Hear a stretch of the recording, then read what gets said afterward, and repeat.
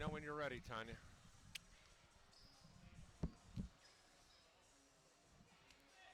We do not have a Taylor interview. He was not available.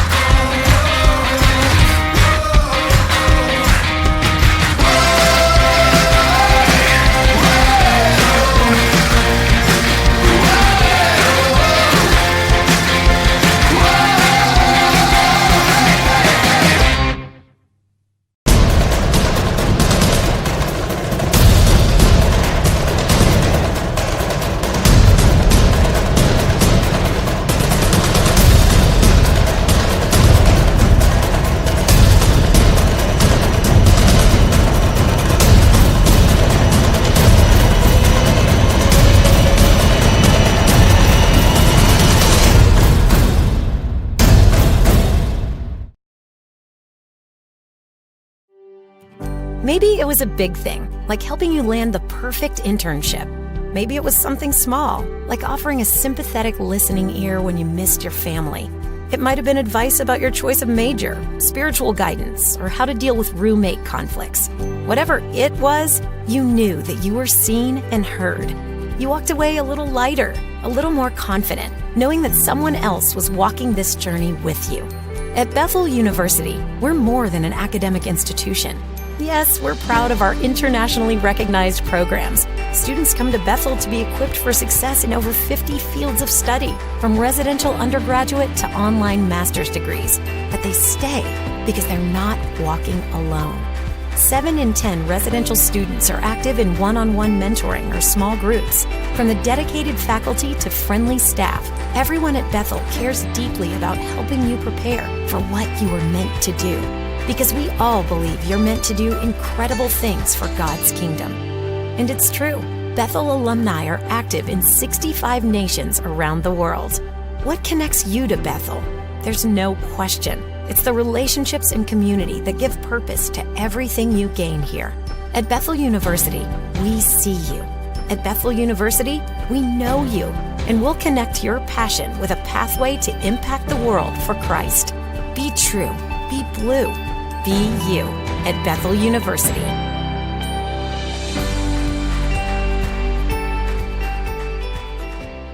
Boom, you're getting that first loss at some point, so you want to secure this conference win. Then if you happen to drop one of those non-conference games, it's okay. It kind of wakes everybody up and reminds them they're not perfect and going to have the perfect season. Then you get back and get focused. You know Josh Andrews' team's going to play hard. They play like their coach. He coaches hard. They're going to play hard. Surprising stat, they're 4-0 away from home. And usually Taylor was one of those, they're great at home and then 50-50 on the road, but they're 2-4 at home. They're 4-0 on the road this year. One of the best things that Josh Andrews has done this past season, he hired a veteran guy to sit beside him, is Stan Doherty. Stan Doherty, of course, who's been around the basketball world for 35 years. I just talked to Stan moments ago. He's retired from everything. He's coached in this league when he was the head coach at Goshen College. A dynamic guy, a guy who can really bring a lot to the table for his young coaching staff. So a good hire for them, and I'm certainly going to think when it's all said and done, Coach Doherty's going to make a big difference for their squad down the stretch. Yeah, and we've seen that. We've talked about that on both the men's and women's side. There's some good young coaches, but I feel like sometimes they're just missing that veteran presence down there, somebody to kind of keep the ship afloat when things aren't going well and just speak a little experience. This team comes in loaded with shooters. Robinson, Degenkolb can knock the ball down from three-point range, so Pilots are going to have to get out and find shooters. The guy that the Pilots got to keep an eye on is C.J. Pena. Kid's a walking double-double machine, 17 points, 11 rebounds. He is one of the top players in America. But then when you look on the other side of the side over here that's going to wear the gray jerseys, what are we going to say that we haven't already said about number 3, Travion Cruz, of course, the NAIA National Player of the Week, NCCAA Player of the Week. This kid can do it all. He's coming off a special performance, 39 points, 6 rebounds, and 5 assists his last game out. That's pretty good. Wasn't even a season high, though, at 39 points. Wasn't even a week high. Averaging 40.5 points over his last 2 games. Yeah, this young man's averaging 25 points a game, and he's unselfish. He's giving the ball up, like 8 assists a game. So, who wins this game? Pilots. Okay, there you have it right there. If the What else Pilots did- play a full 40 minutes. What else Pilots you got got? it. And that's really the key. And that's really the key right there. They have to play a full 40 minutes. We've seen them play really well for 30 minutes, 32 minutes, 26 minutes, not for 40 minutes. And we know right now going into this, we've seen some of the Crossroads League stuff already. Because this is the later game. This is the 5 o'clock game. All the games have been close with the exception of one that you thought that would be close, has not been. Yeah, Iwu thumping Marion, which was a surprise, but Grace was a 1-point game with 1 second, or a tie game with 1 second to go. Spring Arbor was in overtime with Mount Vernon. So, yeah, it's Crossroads League basketball. Yeah, Pilots have played 2 games down to their last possession. Will they be able to continue on that trend, or will they be able to get back on the winning totals from plus who knows what? Pilots, Trojans, this is basketball in the Crossroads League. We'll be back with more right after this on Regional Radio Sports. College basketball on Regional Radio Sports being presented in part by our friends at the Gates Automotive Group. Michiana's largest on-lot ready-to-buy inventory is available at any of the Gates locations. Get friendly, fair, and honest service with a one-year reputation of Gates Chevy World, Gates Toyota, Gates of Granger, or Gates of Elkhart. For more information, go to www.gatesautomotive.com. We also want to thank our friends at State Farm Insurance. Eric Gunther.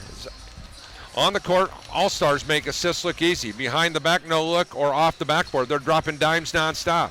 That's how we feel about coverage and savings. Combine your home and auto with State Farm and start your own assist highlight reel. After all, even all-stars need an assist. Call Agent Eric Gunther for help combining your home and auto and enjoy the savings. Dial 574-291-1597. That's 574-291-1597.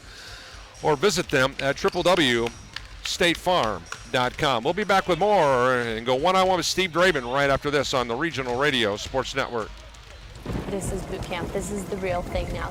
You've never done anything so hard in your life. You don't understand how you can finish. It takes inner strength and desire to become a Marine. When I finished, I was like, I did it. The moment I will never forget is when this drill instructor that I admire so much comes up to me and said, "Good morning, Marine." PFC Summer Volkman became a Marine. Can you? Visit Marines.com or call 1-800-MARINES.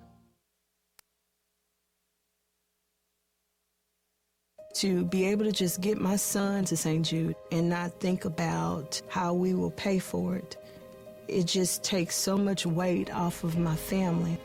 St. Jude allowed me to focus on being a mom to Bryce. And sometimes I'm just in awe of the impact St. Jude has, not only on this community, but the world.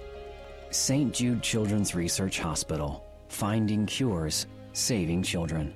Learn more at stjude.org. Bethel University basketball here today on Regional Radio Sports. The Taylor Trojans in town to take on the Pilots. Steve Draven visiting with us here prior to today's game. Steve, I know that we've had some time since the exciting game up at Spring Arbor. You've had a chance to look at film. Just kind of walk through some things with your student athletes and just kind of absorb some of the things. And what can you tell me about after you've seen the film? Yeah, Spring Arbor, I thought after the first half, I told our guys in the locker room we're playing some men right now. I mean, because they're tough, they're physical. They play hard. They do their stuff well, and I just thought they were better than we were.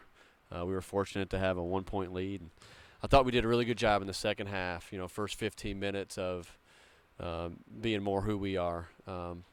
We had a 13-possession span where we scored 19 points. We had 7 layups in transition, off of good defensive possessions and off of pushing the basketball, which is when we're at our best. And obviously, the last 3 minutes, something that we've worked on, and we've got to continue to work on because it's an area where obviously it's a weakness, but I think we're better for it.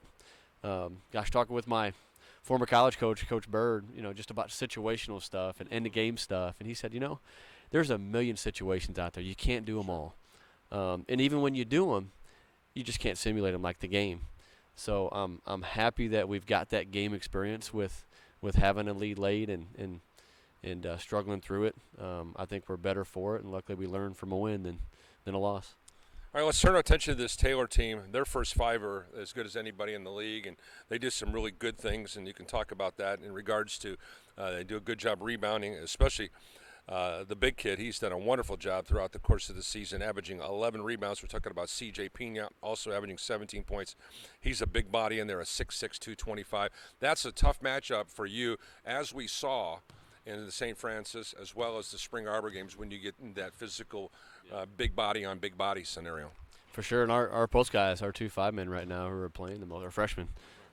So, I mean, they're learning how to play. They're learning how to, play a physical style of play. That guy's as good as it gets. I mean, he's shooting 82% from 2, which is phenomenal. And I think he had Mark Polsgrove, who had the scout for the game, our assistant, mentioned. I don't know if I get these numbers right, but I think he has about 114 total rebounds, and he's first in the league. And I think second place is like 70-something. So, I mean, he's far and away best rebounder in the league. He just goes and gets them.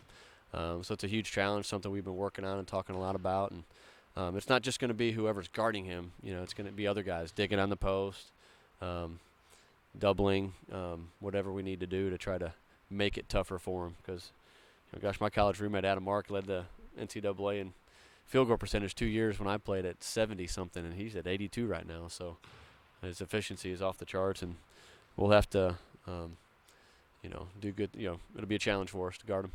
Look at a pair of seniors that have got to be concerned. Ryan Robinson and Mason Degenkolb, over the course of their 4 years at the Upland School, they have had big games against the Pilots, and they've been a thorn in the Pilots' side, as I can tell you. Those two kids really, really can get the job done. Let's talk about your concern with their guard play. I love Mason Degenkolb. I recruited him when I was at Lipscomb. Got to know him. He's a great kid. Love his family. He's an Indiana kind of player. He just knows how to play, has a great feel for the game. Brings a lot of value in a lot of different areas, not just scoring, even though he's good at that. But both those guys just, again, typical Indiana players that are competitors. They're going to fight, scrap, and claw to try to win the game. And I told our guys, they have every psychological advantage today, just with playing last night. And, they're knocking on the door, winning a game, and conference game, and if our guys are not ready, especially those first 4 minutes, it could be a long night for us. And that's Steve Draven, the head coach of the Pilots. I spent some time with him, and I asked him to get absolutely positive with me and tell me his keys to the game. And our keys to the game presented in part by the Gates Automotive Group. All right, Steve, back with Steve Draven here on the pregame show. Steve, let's break this thing down against Taylor. What do you got to do to win the basketball game? Transition both ends of the floor. We have to keep them out of transition, force them to be a half-court team and to work. And then offensively for us, we're at our best when we're pushing the basketball, even off of makes or misses. And I think we have more depth. We play more guys. They played last night. I think that's going to be a huge key to the game, to pushing the pace and making it a high-possession game. And then rebounding. They have exceptional post rebounders. And again, not just going to be our guys boxing them out and keeping them from getting them, but we got to have other guys go pursue the ball. The Grant Galons, the Gavin Rasslers, Trevion Cruz, those guys coming in, getting those loose ball rebounds. And just details, continuing to get better at doing what we do, playing team ball, and just being more sound. Status of Pluta, Jenkins, where are they at in their, they've had some injuries and some sicknesses. Where are they at? Keontae's had a tough week with the tooth abscess, but he got some antibiotics, and he's feeling better. Still needs to get it pulled, but he's available to play. I'm not sure how many minutes he'll play, but he's available. And then Nick Pluta's still not available, just with the ankle. Had an MRI, and it's with what he did, how he hurt it. Keontae stepped on it a couple games ago. It was something else, nerves that were irritated, and those nerves were from his surgery 2 years ago. So we're making sure it's nothing to where if he plays, he gets worse. So we're just rehabbing him and taking it day by day. Best luck today. Thank you very much. Once again, thanks to Steve Draven for breaking it down real simple for us. Mark, you heard what Coach Draven had to say. We were not able to hook up with Josh Andrews just because of the dynamics of this doubleheader. But your thoughts on what Coach Draven had to say? I agree with what he's saying. It's one of those things that they're coming off playing last night, but we're deeper, and I think that's been helpful for the Pilots, going so deep in the lineup, be able to get guys rest and play the hot hand, and sit some guys at times that play a lot of minutes just because somebody else is playing well that night. So we'll see how Taylor responds, but they certainly Let's take a look at these two. Let's take a look at these two teams, Coach. Of course, they're coming off an 89-50 win against Ohio Chillicothe last night. Of course, they come into the ball game averaging 82 points a game, giving up 72. They're out rebounding their foes 38-31, averaging 73% from the charity stripe, 48% from the field, which is outstanding. 34% from beyond the arc, 14.5 assists, 14.5 turnovers.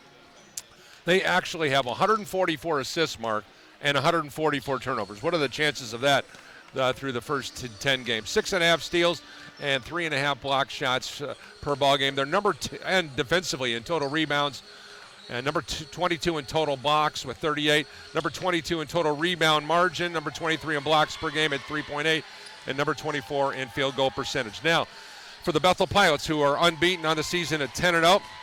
They're averaging 96 points a game, giving up 82. They're out-rebounding their opponents by a +8, 44-36, shooting 70% from the field, 48%, check that, 70% from the charity stripe, 48% from the field, 38% from beyond the arc. They're averaging 19 assists, 13 turnovers a game, 8 steals, and 2 block shots. Pilots are number 2 in scoring in the country at 95.9/96 per game. They are number 5 in the country in three-point field goals made at 12 per game. Number 10 and three-point field goals made as a collective body with 121. Number 11 in assists per game. Number 11 in assists. Number 11 in rebounds per game. And number 15 in assists to turnover. We can go on and on and on, but it comes down to some of the individual numbers here in the 66 meeting between these two clubs. Pilots lead the series 35-30. Bethel is 24-8 here at home against Taylor. Bethel has won 5 straight in the series. Of course, Bethel won both games last year, 80-74 at the Odell Gymnasium, and then the Pilots won an unbelievable one-point game here at the Gates Gymnasium, 74-73. But it comes down to the rebound thing today. I've said it all along, Mark. This team may be a +8 in the rebound margin. I don't think they're a very good rebounding team. I still don't think they're a very good rebounding team. They're going to take on one of the best rebounders in America, and C.J. Pena. They have got to somehow, some way, figure out how to put a body on that dude.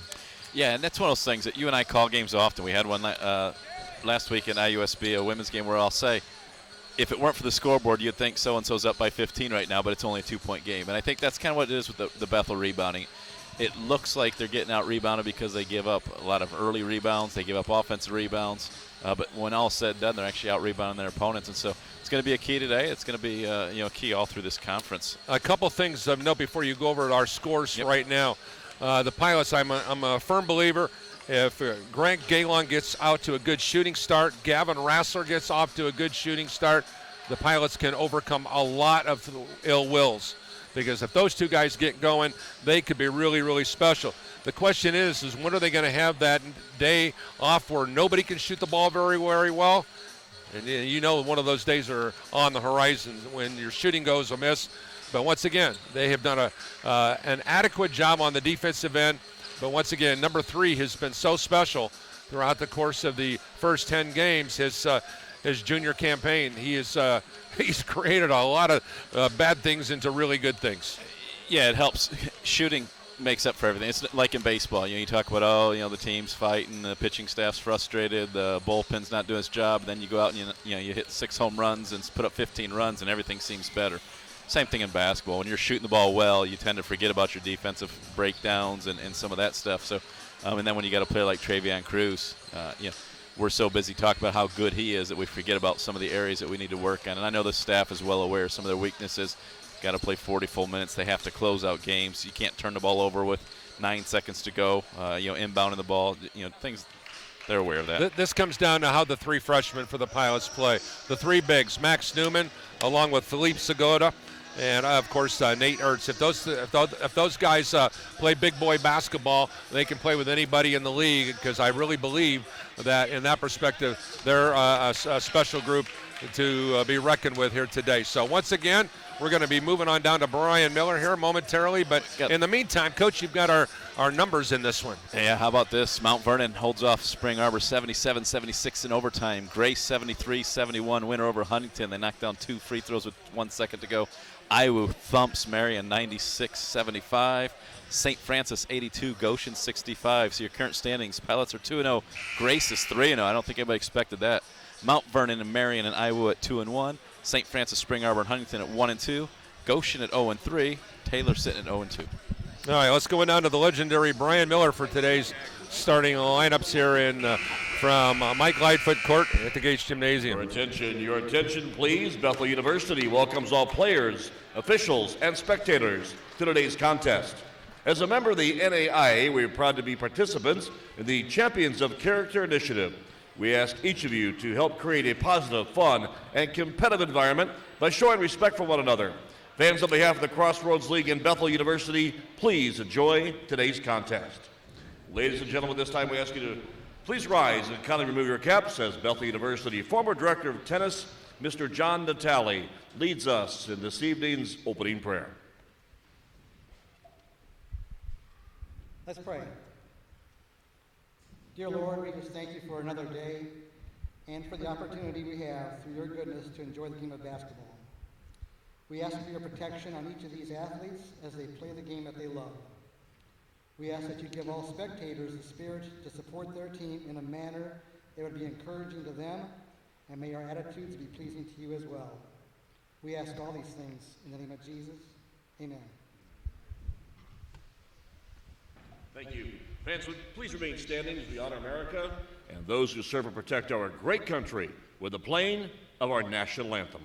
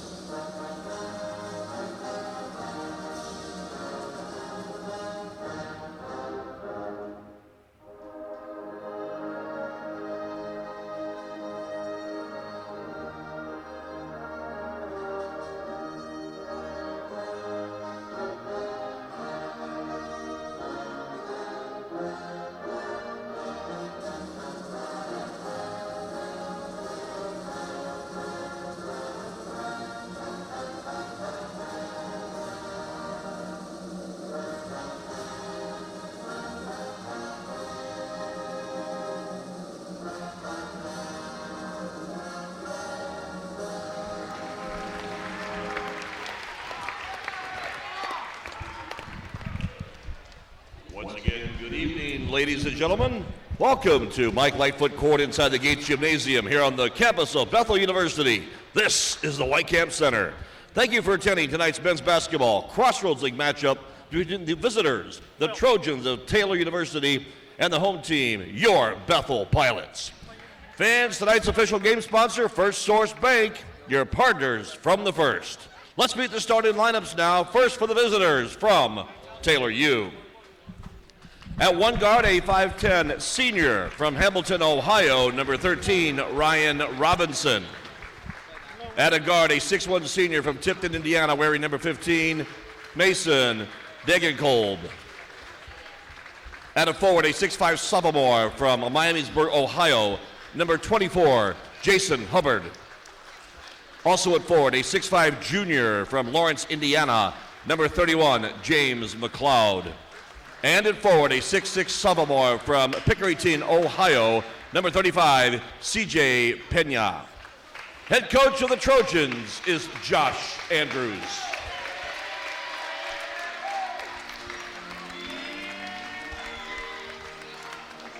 All right, ladies and gentlemen, boys and girls, BC fans of all ages, on your feet. White Camp Black Rose, let me hear you. Here's now the starting lineup for the home team, your Bethel University Pilots. At one guard, a 6'1 junior from Fort Wayne, Indiana, number 3, Trevion Cruz. At forward for BU, a 6'5 senior from Niles, Michigan, wearing number 13, Gavin Ressler. And under the guard for your Pilots, a 6-foot sophomore from Craig Falls, Indiana, number 22, Jared DeHart. At center, 6'8 freshman from Monrovia, Indiana, number 25, Maxwell Newman. And the guard, 6'5" junior from Crown Point, Indiana, number 30, Grant Gavon. Bethel coaches are Mark Paulsgrove, Alex Daniel, Will Abbott, and managers Elijah Andrews and Micah Gabler. Head coach of your Pilots in his first season. A 2004 Belmont graduate is Steve Draven. Fans introducing tonight's officials. Tonight's men in stripes, Mr. Eric Lowe, Mr. Jimmy Jarrett III, and Mr. Eric Imhoff. Pilots decked out gray shorts, gray jerseys, blue numbers trimmed in white. Move from right to left on your screen. Trojans decked out purple shorts, purple jerseys with gold trim along the sides, white numbers with the gold trim. They'll be moving from left to right. Trojans 6-4, 0-2 in the Crossroads League. Pilots 10-0, 2-0 in the league. Pilots unbeaten here at home at 4-0. Taylor unbeaten on the road at 4-0. Something's got to give. Travion Cruz, the big smile on his face to start the game. We don't see much emotion out of him usually. It's a pass inside to the low post, and the Pilots turn it over on the first play. Trying to get the freshman involved, and he's shaking his head. Didn't like the positioning there. You know, we talk about how important it is for these freshmen to step up and play big, but isn't it nice to have freshmen to plug in there that can compete at this level? Yeah, no question about it. Taylor University basketball. Here's the guy you got to keep an eye on, C.J. Pena. Tough Pena. matchup for Max. Here's Robinson, turns, ball reversal back to Pena. He'll launch the triple, and it gets stuck between the backboard and the rim. Get a good rim shot on that, and it'll be Bethel basketball. Nope, Bethel got the tip, so it's going to stay here. Alternating possession, correct. As now it'll be Robinson to inbound the basketball, the Hamilton High School product from Ohio, to the right of the lane for where Mark and I sit here at press row. Just a few feet away from the Bethel bench, along with Coach Daniel and Paulsgrove, Abbott and Draven, respectively. Here's the drive down the left side of the lane, and an easy score for Robinson. 2-0 Taylor University. One of the best under 6 foot players you're going to see in the country. This young man can put the ball in the basket. And here's Cruz with a 3-point shot. It's a brick, goes off of a Pilot. Oh, that should have been Bethel basketball. Yeah, that's what Coach Draven asking for help from the outside officials. Yeah, Steve said you missed that one. He didn't ask if they missed it. He just told them they missed it. Ball on the far side now. Once again, Hubbard goes to Degenkolb. Degenkolb, a member of the 1500 club for Taylor University. And now with the basketball here at the top, Dehart. Dehart, right elbow, looks, ball reversal back to Cruz. A lot of standing around by the Pilots in the early going. Dehart waiting for a cutter. Gets a screen from, and another turnover on the Pilots. Oh, fortunately, they were able to get it. Here's Dehart with the drive in the lane. He gets the short floater to go, 2-2.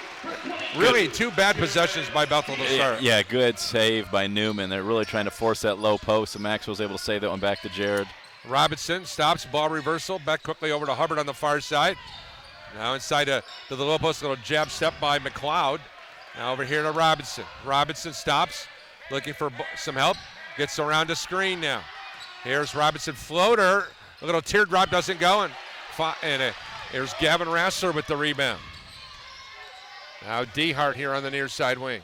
Goes to Galen. Galen back over on the far side to Cruz.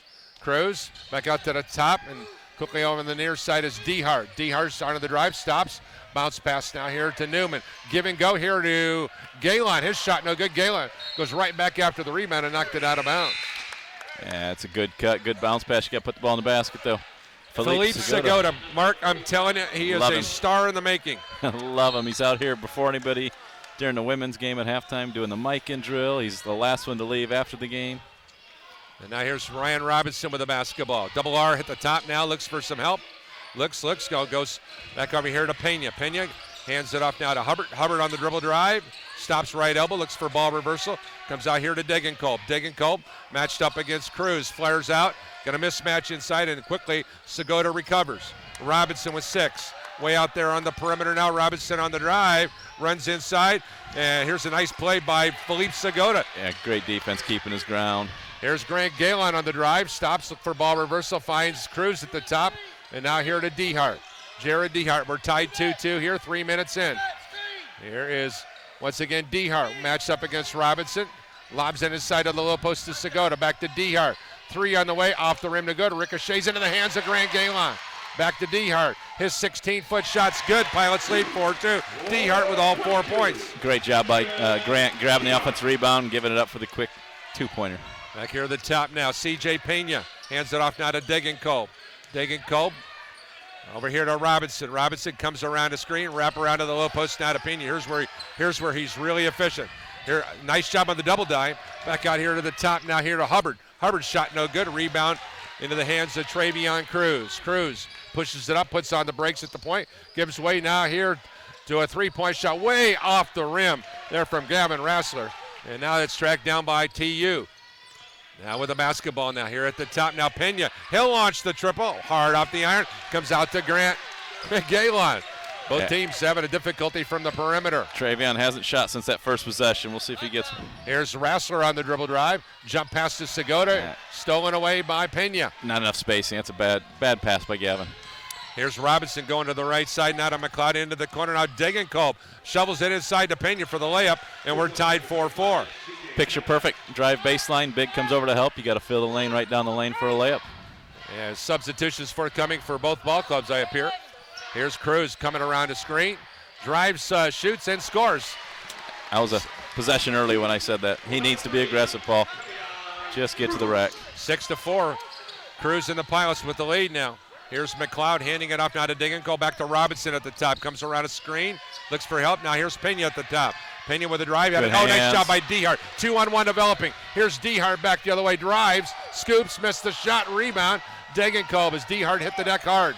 Yeah, poorly executed 2-on-1 break. Pena with a wide open three. This one's going to be off the rim. No good. Rebound coming out of nowhere was Jason Hubbard, the Miamisburg High School product. Here he is leaning in. Comes back to Pena again. This time Pena lights the lamp.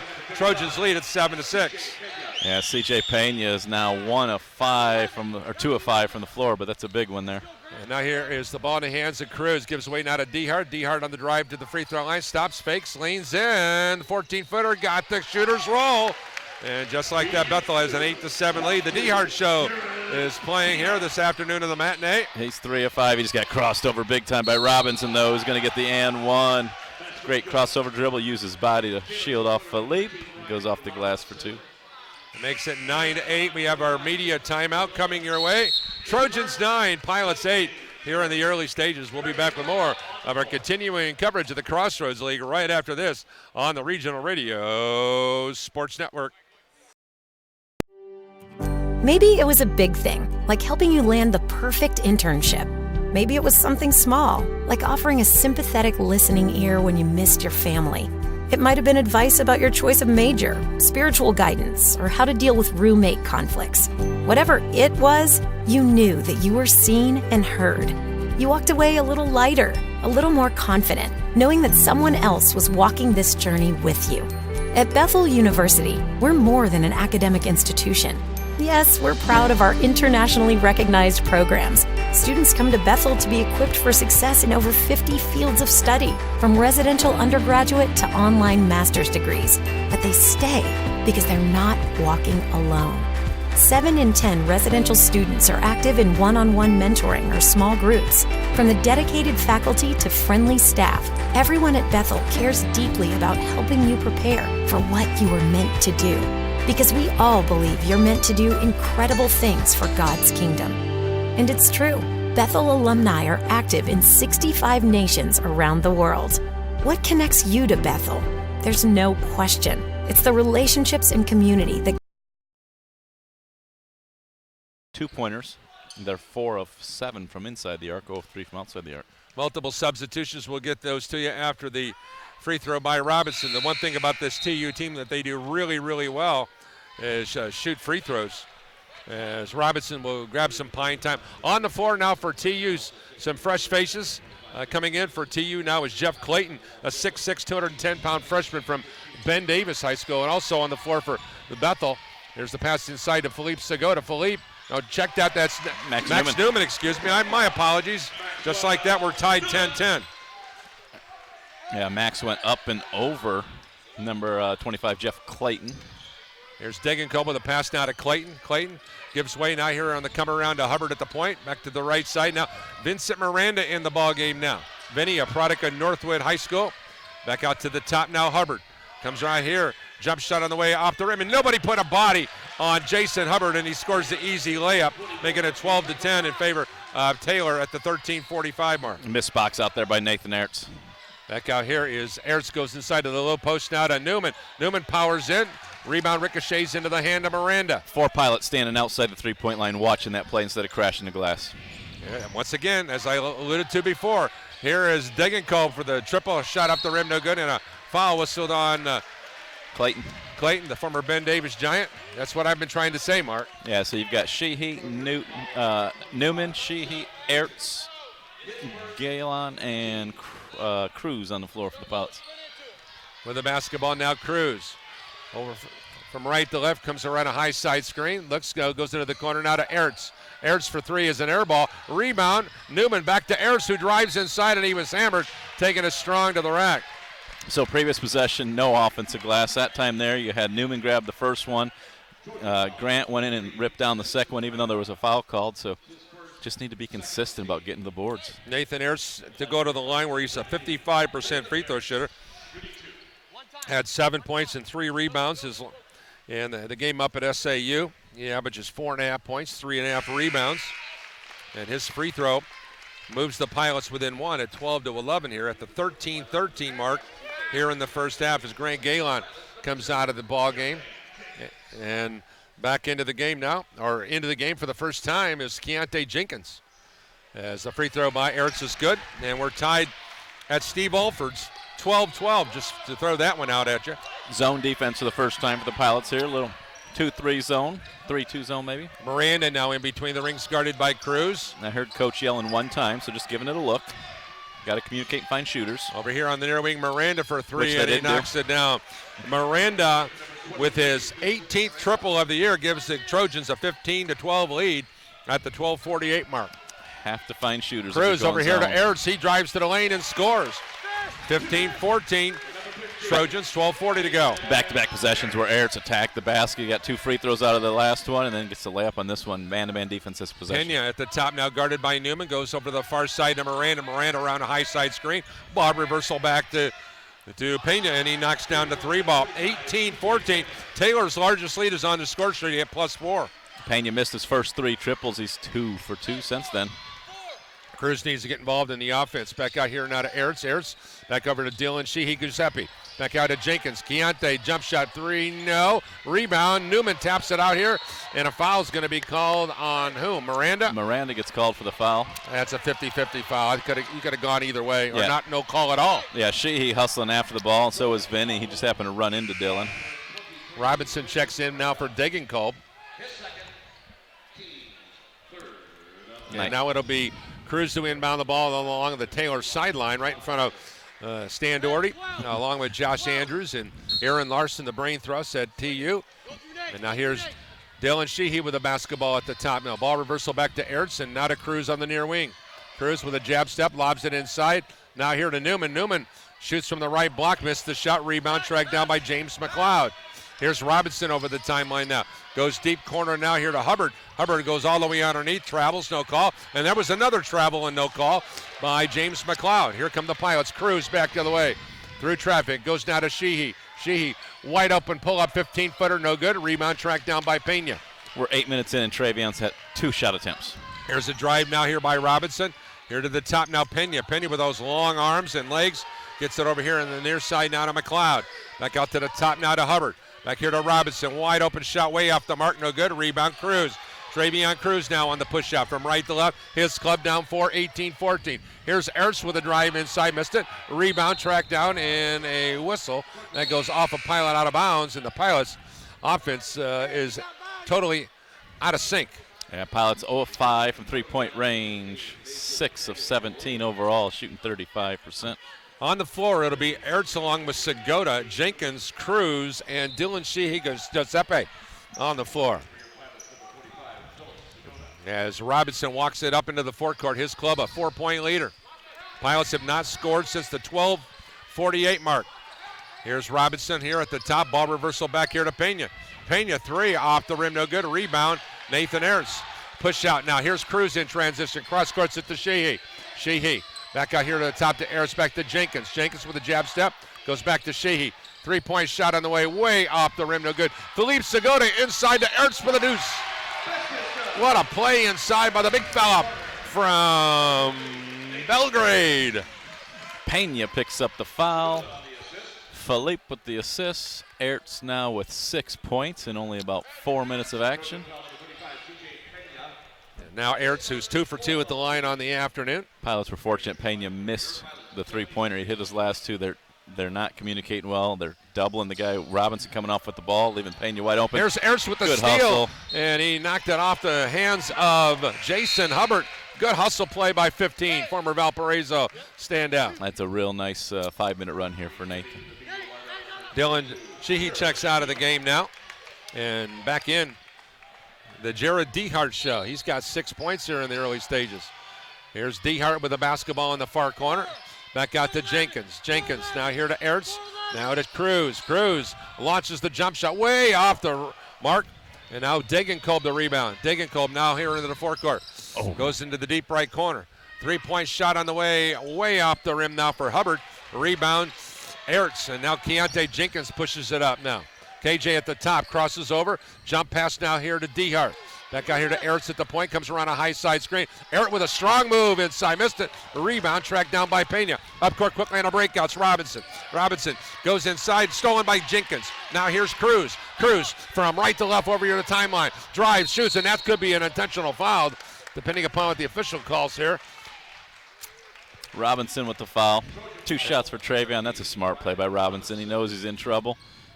I could have called that an intentional foul, They Mark. could have. Yeah, they could have. And what Robinson was trying to say is, hey, I fouled him before he even jumped. He didn't want to send Travion to the cruise. And 90% of the players that play this game wouldn't have even thought through that process. But Robinson, he's a heady player, man. He will Him be and sitting on a Degenkolb bench. both Yep. are as good a 1-2 tandem as there is in the league. Yes, he will be sitting on a bench once he graduates. Yep. And, chirping into a head coach's ear, sharing his knowledge of the game.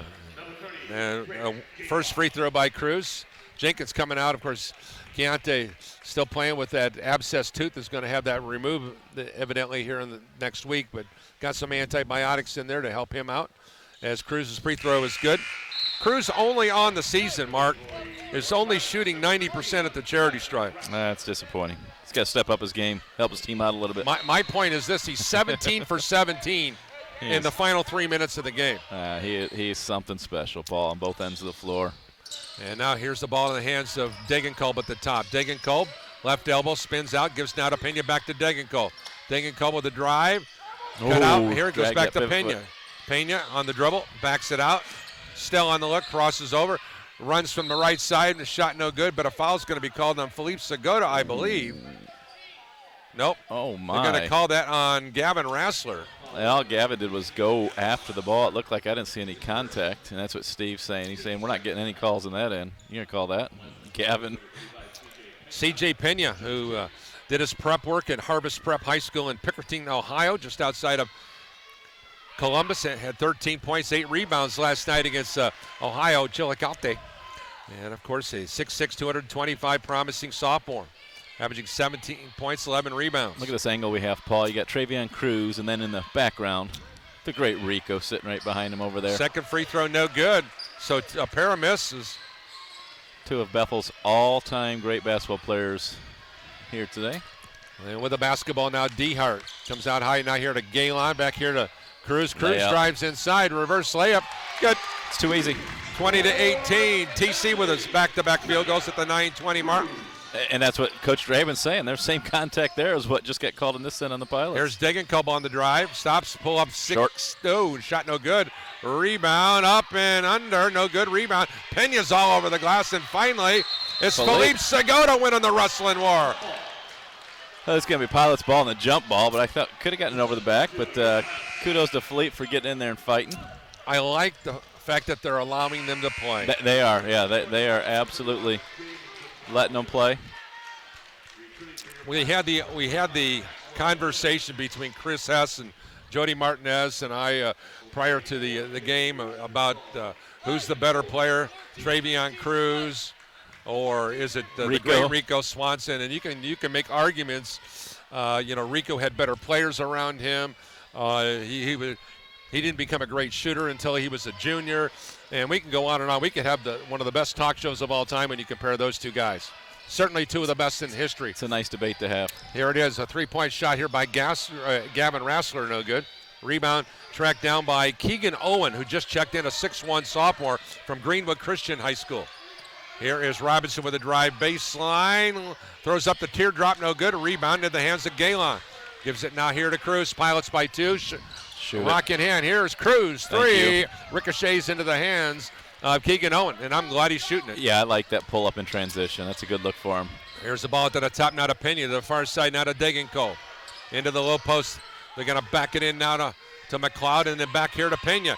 Three. Shot no good. Cruz another rebound. Both teams cold from the perimeter. Here's Dehart here on the near wing. Gets around a screen. Still on the hard left-hand dribble in the corner. Comes around a screen, bounce pass here to Newman, and it's now a 22-18 Pilot lead. And Mark, just like that, the Pilots in the midst of an 8-0 run at the 8:02 mark. Coach Draben was yelling on the first screen, roll Max, and he didn't. He did a screen, re-screen, and he still kept yelling, roll Max, roll Max.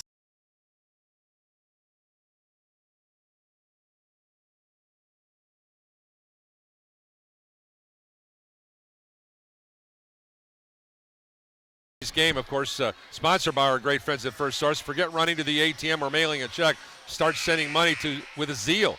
It's fast, safe, and easy, and right from your First Source mobile banking app.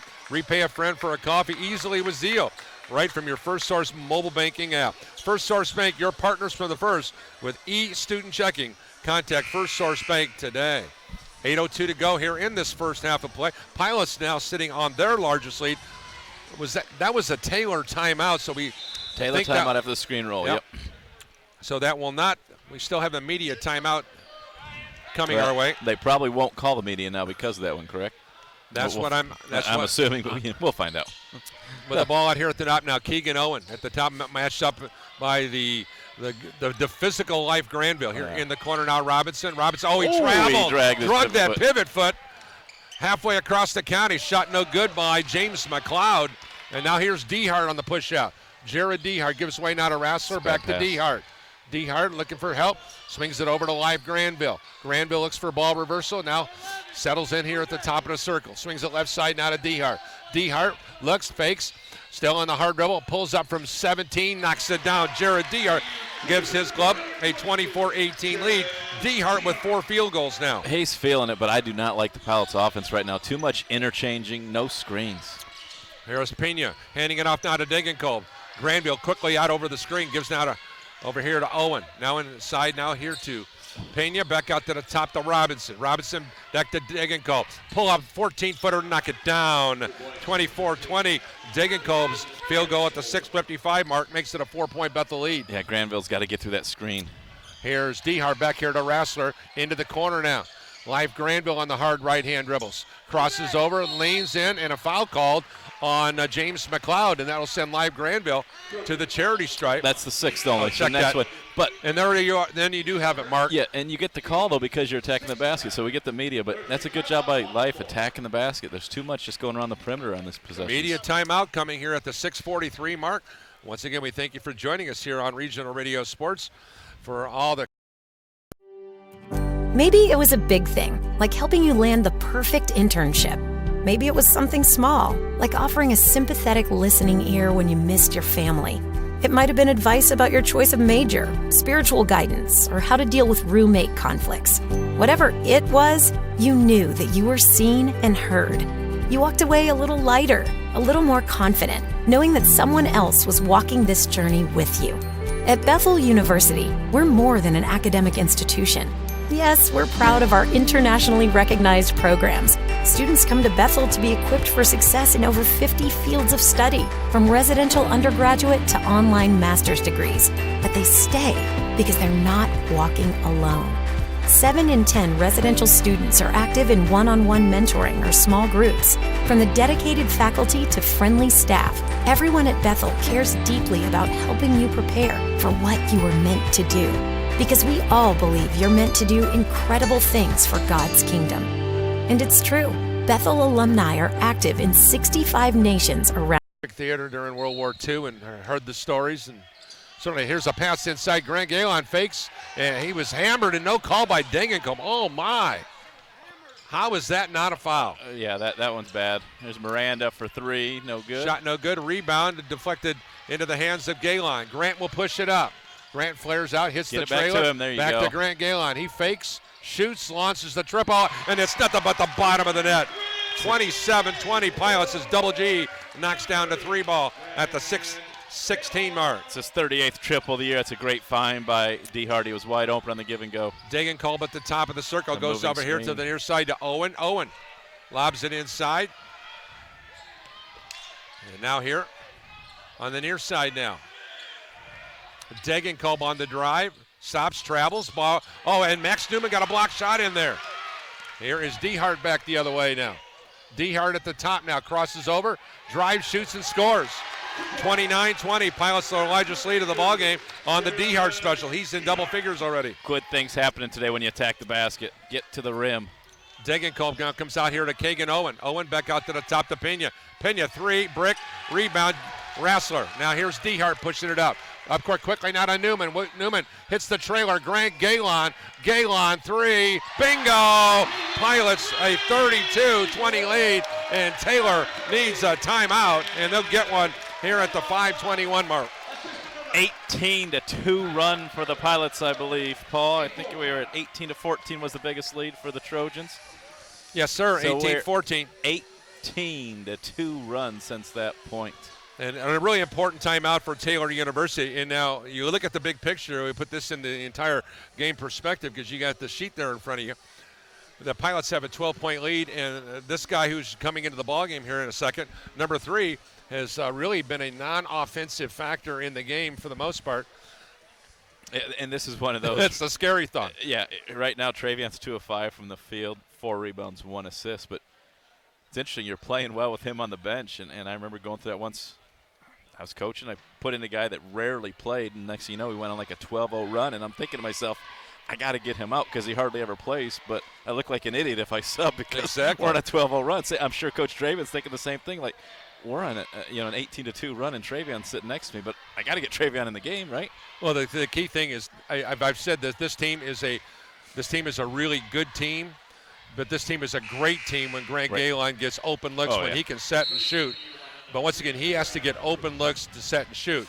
If his feet aren't set, and how many guys have we seen in this league over the course of all the time we've been doing games? Certainly in my 20 years, you get those guys that are great open looks guys, then you have problems. And he's one of those guys. If I'm coaching against Grant, I tell my team, hey, he shoots 40% from three-point range, probably 60% when it's catch and shoot, and probably 20% when he has to put it on the floor. So you have to close out hard and make Grant dribble the ball. But I've liked the way Grant has played prior to those last 2 possessions. I thought he's worked hard on the glass, and here's done some real good. Here's Miranda with a pass inside of the low post. Little jab step here by McLeod. Back out to the top now here to Hubbard. Into the corner now, Robinson. Robinson on Cruz. Comes back out here to the top now. Pilots digging in defensively. 6 on the shot clock now. Here is Miranda, a long 3-point shot off the arm. No good. Rebound. Put up and in by Jason Hubbard as the Pilots got scorched on a box out here at the 4:46 mark. Life missed that one. Pena's 2 of 9 from three-point range, 3 of 10 from the floor today, Paul, for the visitors. Rassler out to Cruz, back to Galen. Galen for 3. Catch good. And Catch and shoot. Absolutely, 35-22. When he's in that groove on, it's a completely different Bethel team. Yeah, Philippe Segota about knocked their scorers table over with excitement, standing up to celebrate that one. Yeah, here's Pena coming out high now here to Hubbard. Hubbard looking for some help. Still on the dribble.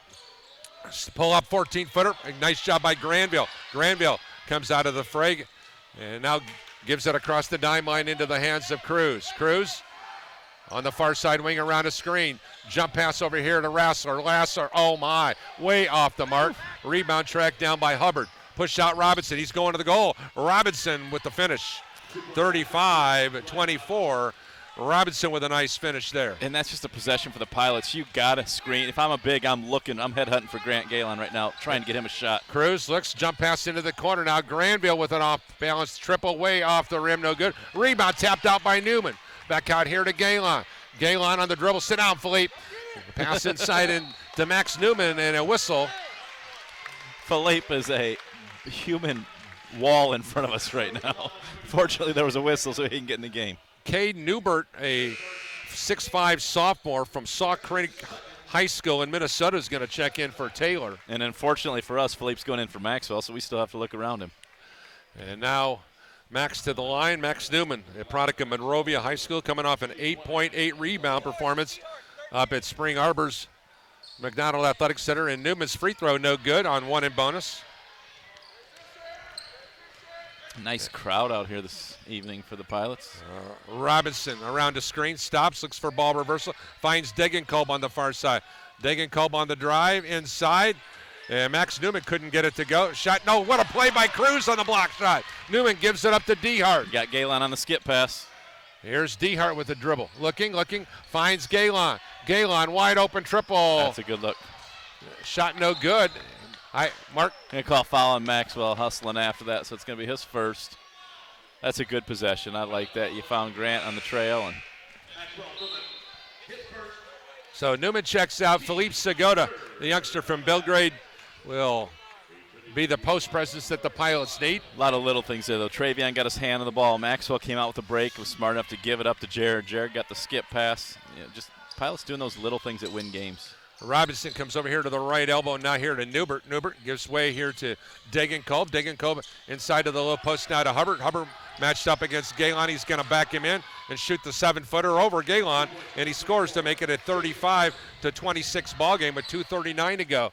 Hubbard comes in averaging 12.7 rebounds. He's got 6 points and 7 rebounds already. A modest 4-0 run by the visitors from Upland. There's a pass inside to Philippe Segota. Finds the trailer, and Galen off the assist from Philippe Segota scores it to make it 37-26. So when he dropped 3 triples, then he's got to get out there and deny you on the three-pointer, so you cut back door and get a layup. Robinson off balance, nice to pass inside to a wide open Cade Newbert, and he lays it up and in, making it 37-28.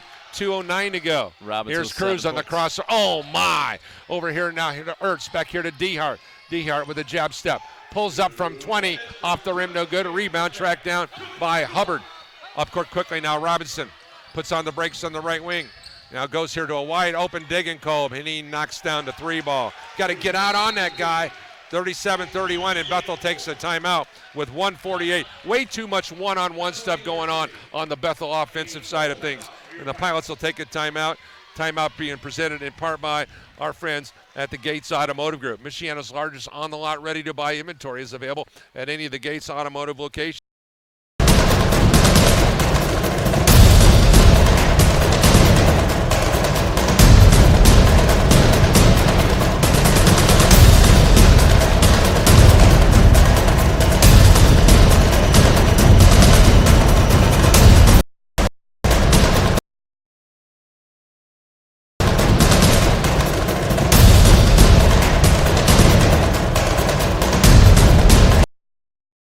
Visitors are shooting 35% from the floor. Bethel's shooting 41%. Taylor 4 of 5 of 18 from three-point range. Pilots are only 3 of 15 from three-point range. Taylor 1 of 3 from the foul line. Bethel 4 of 6. Rebound battle tied up at 25. Both teams with 4 offensive rebounds. Only 4 turnovers on the day right now. 3 for the visitors, 1 for the Pilots. Pilots' biggest lead was a plus 13. Pilots' biggest deficit was a minus 4. And since the Pilots had that 13-point lead, Taylor has limited the Pilots to only 1 field goal, and that field goal coming on a Grant Galen drive off the basket. And certainly, these games in the Crossroad Leagues are built with runs, and certainly the team that has been able to deal with the ebbs and flows of the games and limit those runs is the team that usually comes out on top. And that's what if you're familiar with the Crossroads League, you know that it is not uncommon to win a game that you trailed by 10 points. And so you're going to see these swings. Here's the ball into the hands of Grant Galen here at the top. Now finds Cruz on the near wing. Cruz around the screen. Looking, comes back out here to Dehart. Back to Galen. Galen triple way off the rim. No good. Rebound. Taken here by the Trojans. Back the other way is Jason Hubbard. Going the ball here to Degenkolb. He drives right. And that's the foul's on Segota, but that's Galen's fault. He got beat baseline, and so Philippe had to pick up the foul. And once again going to the charity stripe as Segota's coming out of the game now as Max Newman will check back in. And on the common foul, it'll be an inbounds opportunities for Ryan Robinson to the left of the lane for where Mark and I sit here courtside. Robinson comes right out here to Degenkolb. Degenkolb matched up against Cruz. Now goes left side, now here to McLeod. McLeod matched up here, foul line extended left against Nathan Ertz. Back out to the top now, Robinson. Long three over Dehart, knocks it down, makes it 37-34. 3-point ball game and a 10-0 run by the visitors. I love watching Ryan Robinson play. I hate watching him play against us, but I love watching him play. Yeah, here is Ertz with the basketball, now finds Galen. Galen here, dribbles to the top, gives way now to Cruz. Cruz looking. Oh, I don't even know. And a rare mistake for Travion Cruz. Yeah, poor spacing by the Pilots. At one point, you had 4 Pilots within about 3 feet of each other. And now here's Taylor with an opportunity to tie it up or come within 1. Here's Robinson on the far side, around the back dribbles. Drives off balance, 14-footer, banks no good. Rebound. And the Trojans, with a great play inside. Blocked by Maxwell, and that's a late whistle. Ooh. Whistle that one against Newman. And with 35.9 seconds to go.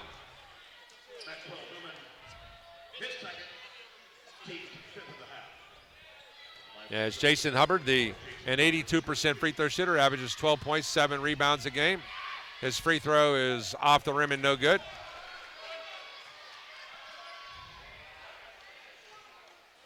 Coach Draben, the official, I really like what the official did here. Said I'll be over there in a second to talk to you. Yep. Second free throw good. So it's now 37-35 on the one of the two. And what it did is maybe Steve went on to doing other things. And, of course, I like the way that was handled by the officiating crew. I like what these guys have done thus far tonight. Yeah, we had a good women's game, and these guys have done a good job as well. Here's Cruz giving it up now here to the top to Ertz. Now here to Rassler. Rassler gives now to Cruz. Shovels it to Galen. Grant, 3, good. 40-35. Grant Galen with another triple. Good assist by Travion. It's easy assist when you find Grant when he's feeling it like this. Here's Robinson matched up against Dehart for the final possession Pilots of the half. have a foul to give. I like to see him go trap. And here's one right there. I didn't like that foul, but Jared couldn't do anything about it. He just ran into Degenkolb.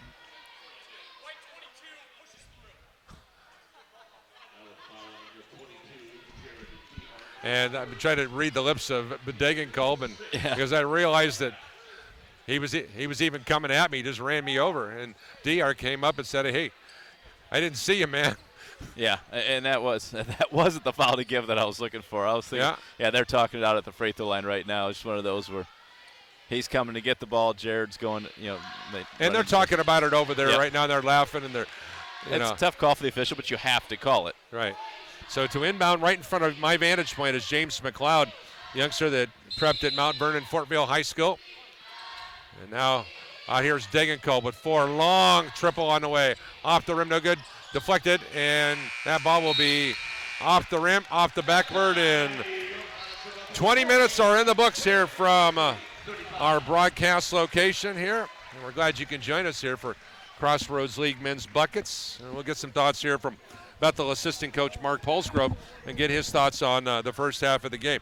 Mark, first of all, kind of a slow start. I thought one thing was interesting from my vantage point. Travion was very, very intent on getting everybody else involved. Personally, Paul speaking, I like it when he gets himself involved and then everybody else follows suit. Do you have an opinion on that? Yeah, I think that 24 on their team, he is one of the best defenders in the conference, and I think he's leading the league in blocks, and I think he's having a big effect on that. And that was one of the things that we talked about as Cruz get other people involved first, hopefully make them fall asleep a little bit and then start attacking. That's a great point. That's one of the – we could sit here and make our opinions known to everybody, known to man, but that's not part of the game plan. Yeah. So, obviously, Robinson's a great player.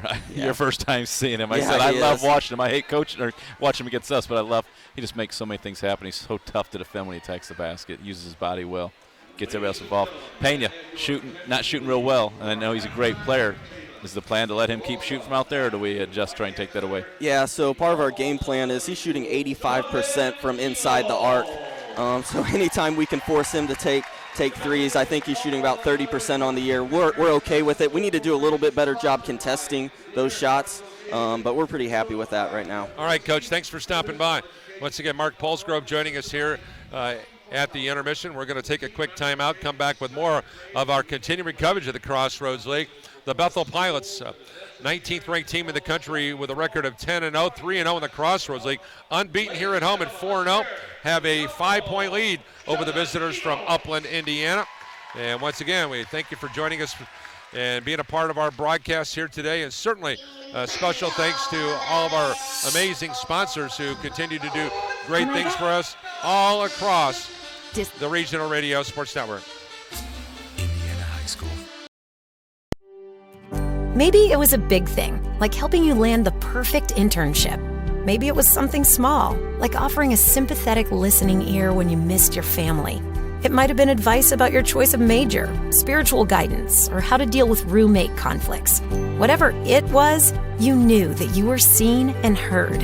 You walked away a little lighter, a little more confident, knowing that someone else was walking this journey with you. At Bethel University, we're more than an academic institution. Yes, we're proud of our internationally recognized programs. Students come to Bethel to be equipped for success in over 50 fields of study, from residential undergraduate to online master's degrees. But they stay because they're not walking alone. 7 in 10 residential students are active in one-on-one mentoring or small groups.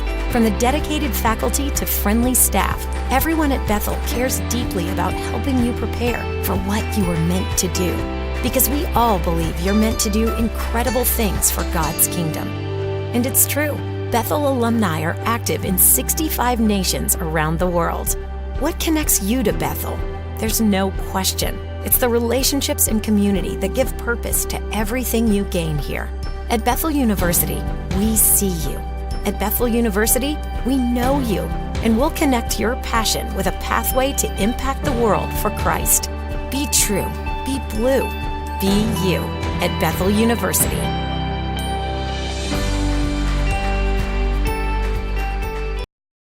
Weekend across the country. One big high five and a shout out to my good friend, and I know you know him really, really well, Mark Gardner, my good friend Tom Allen, who's the head football coach at Indiana University, who I've known Tom for 20 years, even going back to the days where he was an assistant coach at Ben Davis. Hit the lottery yesterday and got a 7-year deal. So happy for him. He's going to make $3.9 million. I am so happy what both IU and Purdue did. They have 2 great young coaches, and they paid them. They're going to be amongst the league's top salary guys. That's good for Indiana high school football and good for football at the college level in the Hoosier State. So I like everything you said there except for the phrase hit the lottery. He flat out earned it. Yeah. You're right. Yeah, he didn't luck his way in. You and I could hit the lottery to win that kind of money. He flat out earned it by working his tail off and being a great coach and being a player's coach. Everybody knows I'm a Purdue guy, through and through. But I have no problem rooting for Coach Allen every other week of the season, except when he's playing for the bucket and taking it away from my Boilers. All right, first half stats. Knock him down. Taylor shooting 14 of 42, 33%. The Pilots are 16 of 39, 41%. Taylor's 5 of 19 behind the line, 26%. Pilots are 4 of 17, 23%. Taylor 2 of 5 from the line. Bethel 4 of 6. Rebound battle, Taylor 28, Bethel 25. 6 on the offensive end for the visitors, 4 for the home team. 7 assists for the visitors, 9 for the Pilots. 3 turnovers apiece. Points in the paint, Bethel leads 20-18. Bench scoring, Bethel leads 6-5. Second chance points, Taylor leads 7-4. Points off turnovers, Bethel leads 2-1. Can't score if there aren't many turnovers. Individual numbers, Hubbard 7 points, 9 rebounds in the first half.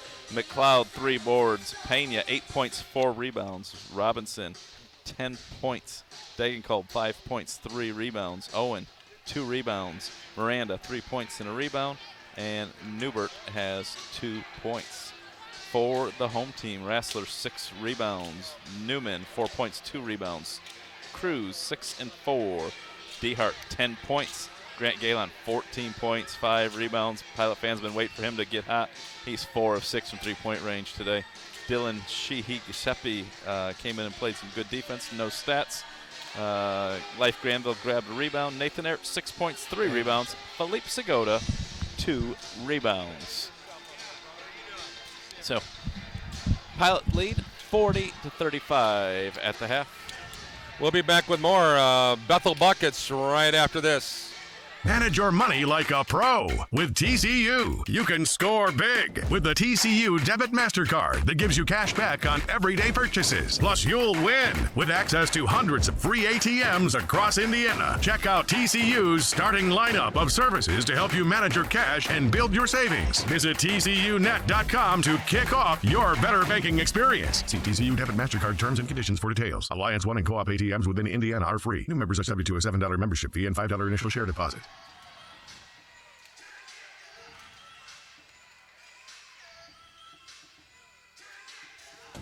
They came from every corner of the country, from small towns and big cities. But they all shared one thing in common. They belonged to a family called Marines, a tough and determined few dedicated to protecting everything we hold sacred. And still, they come. Celebrate the history of those proud few who have earned the title Marine. Condrey Gardner live from Bethel University here. We're sitting on Mike Lightfoot Court. Glad you could join us here for this Crossroad Tilt. The Pilots 40, the Trojans 35. Pilots who have won 5 straight in the series. This is the 66th meeting all time. Pilots lead the series 35-30. Pilots have had the upper hand here on the Mishawaka campus with 24 wins and 8 losses. But some great basketball being played on gymnasium courts around the 3-state area, that is Ohio, of course, Michigan and Indiana. Let's talk about Crossroads League men's buckets and women's buckets. Mark? Yeah, let's start off with the big one is Mount Vernon beats Spring Arbor 77-76 in overtime. Grace knocks down 2 free throws with 1 second to go to beat Huntington 73-71. Grace trailed by 9 at the half in that one. So they improved to 3-0. Then we had Iwu beating up on Marion 96-75. I don't think anybody saw that one happening. And St. Francis 82, Goshen 65. So your standings right now, Grace at 3-0, Mount Vernon, Marion, Iwu at 2-1, St. Francis and Spring Arbor at 1-2, Huntington at 1-2, Goshen at 0-3, and then this battle here, Bethel 2-0 and Taylor at 0-2. To point out, Grace has not played any of the upper echelon teams in the league yet. So not to take anything away from what coach is doing down there, but I certainly think that if you look at the start for Spring Arbor, look at where they've been. Look at St. Francis. I mean, they've had to take on to it, and you could say the same thing about. I don't know, Mark. I've got to the point where I'm at a loss for words when I talk about this league time and time again. You're pretty much. So, yeah, you've got, and so now we're going to take a break here from conference play after today. Get off and enjoy the holidays. But then you come back right after the new year. You know, in January you start with St. Francis hosts Huntington. Taylor travels up to Spring Arbor. Grace goes to Marion, so that'll be a good matchup for them. Bethel goes to Iwu. And Mount Vernon against Goshen. So, hey, congratulations goes out to the Bethel men's track team.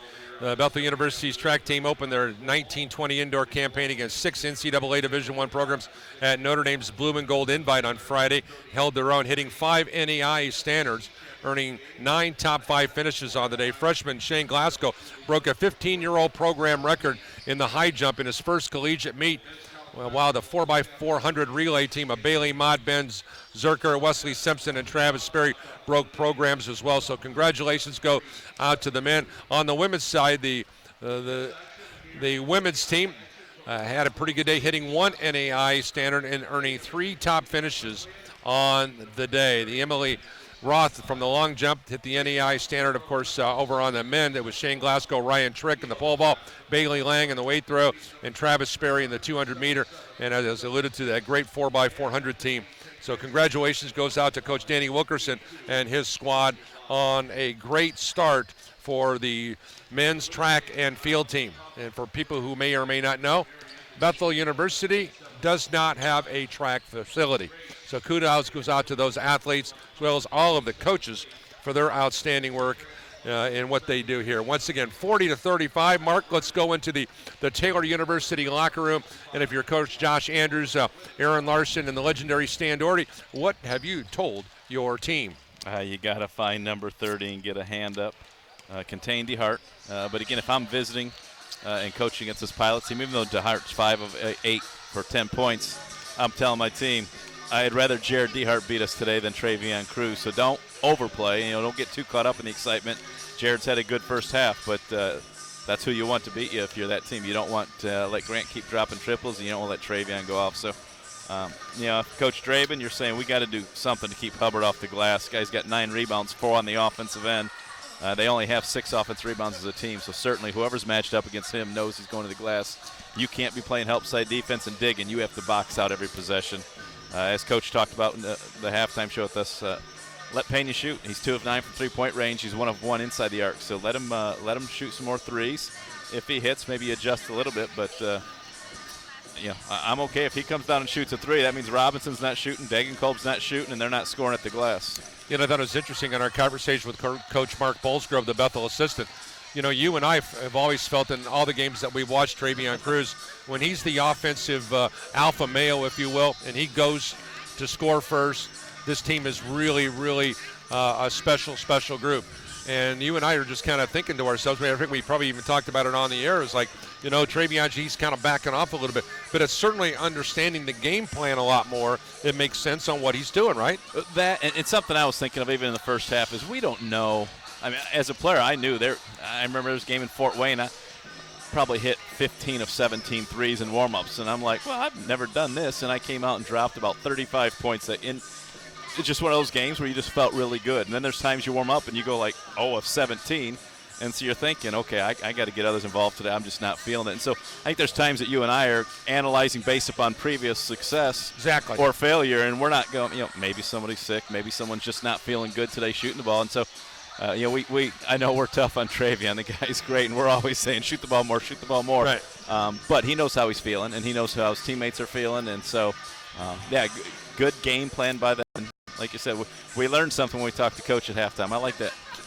Another aspect, if you'd watched the Pilots play in the last few games, you're going to say, okay, Greg Galen's not going to beat us. Right. He's been struggling, and now he's. And also Jared DeHart, he's not going to beat us. So what happens here in the first half? That's exactly where they're at. Those two guys have played outstanding, and it's good to see Grant Galen get his stroke back, as the guy's really struggling. And I've shared this story before. When I was coaching high school ball at Mishawaka with Rob Berger, we were going up against Brandon McKnight at LaSalle, and we're so worried. McKnight goes off for 51 the first time, and we win the game. And so we come in the second game going, hey, we got lucky. We escaped his 51-point performance. We got to shut down McKnight tonight. We shut McKnight down, hold him to 16 points, and 3 other guys have career highs, and we get knocked out in first round because we stopped the star player. And I think that's the thing. You come down, if you shut Travion Cruz down but lose the game because Jared and Grant and Rassler and Newman go off for career nights, it's a win for the Pilots. So you can't outthink yourself. Once again, our coverage of college basketball today being presented in part by Eric Gunther State Farm Insurance. Think about how good it feels when people really get you, like the friends who come over when a big game is on. The neighbors next door always bring you your favorite buffalo dip. Your in-laws know you need a silence during clutch plays, and everyone knows about your special post-win fist bump. It's kind of like having State Farm agent Eric Gunther is here to know you and get to understand your life, so he can help you make what the important calls in the important aspects of your life. Get agent Eric Gunther involved in your life. Call him today at 219-1597. That's 574-291-1597. Pilots, gray shorts, gray jerseys, blue numbers trimmed in white. They'll be moving from left to right here. Trojans will be moving from right to left. Once again, decked out purple jerseys with the gold trim, the white numbers, as it'll be Robinson along with the starting group. Actually, it's going to be Robinson, Degenkolb, Hubbard, McLeod, and Pena. And with the basketball here on the right elbow, it's Hubbard. Comes back out now here to Degenkolb. Degenkolb comes around a high side screen. Degenkolb comes back here to Pena.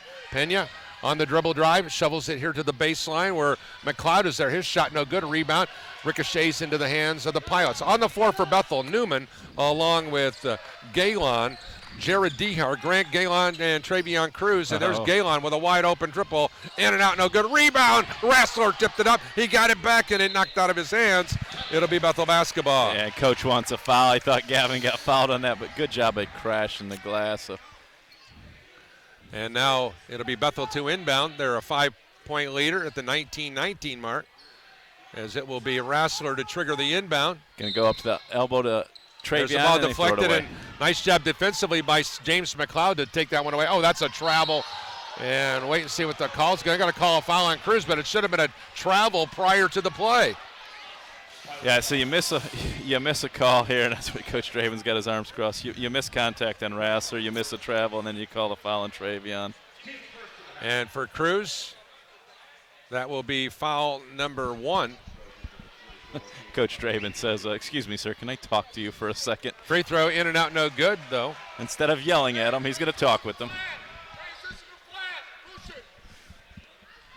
And Sunford Pilots were looking to get the ball to the free throw line there to Travion on that inbounds ISO and let him attack. One of the two, 40-36. I think the coaches just want to be heard. Here's the drive inside and a whistle. And Guess there what? it is. Yeah. That's exactly what you got You're right polite, there. you get the next whistle. Whistle that one against McLeod. And that's his common second foul. His second. Got a little double trouble sitting behind us here, Paul. Madison's teamed up with Coach Draven's daughter, Ava. They become best buddies hanging out with Here's us. Cruz with a drive inside. Double team. Comes back to Galen. Galen for 3 off the rim. No good. Rebound. Nice box out by McLeod. And now here's Robinson on the push out. There's a drive inside. Travel. Nice block in there by Travion Cruz. He got hit Cruz in the got face. hit in the face. Yeah, he took one for the team on that one. He's trying to get the old nostril to open up. Here's a wide open Newman for 3. Rims it. No. Rebound tracked down by Jason Hubbard. I don't like the Pilots coming out from halftime just jacking up three-pointers. Get to the basket. Here's the shot from Long. 3-point range. That's an air ball for Pena. We'll take and now that. here's DeHart. DeHart gives way now to Galen. Grant on the drive, and they're going to call a illegal screen on Jared DeHart. Handoff and a block. Oh, jeez. Keep an eye on this, though. Grant Galen banged knees with McLeod on that. And looks like Grant's doing okay, but McLeod's really grimacing. Keontae Jenkins is going to check into the ball game now for Jared DeHart. Yeah, Jared and Maxwell playing with 2 fouls each.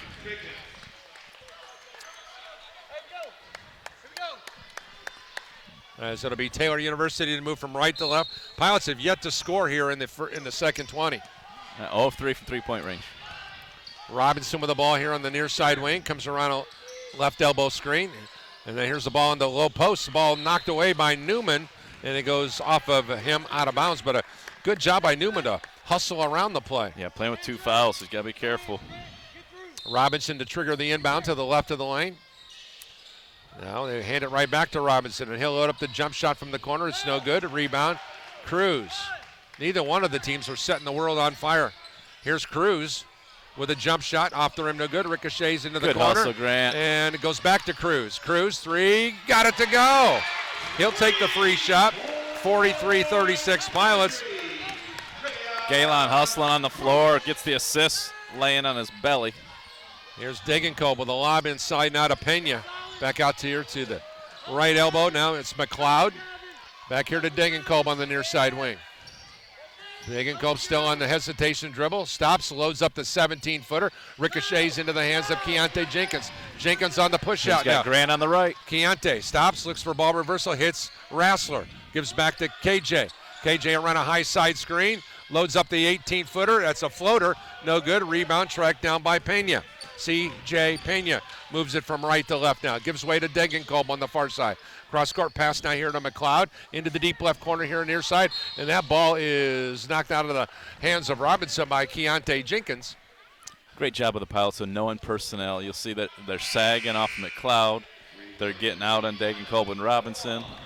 Dylan Sheehy checks in the game for Grant Galen.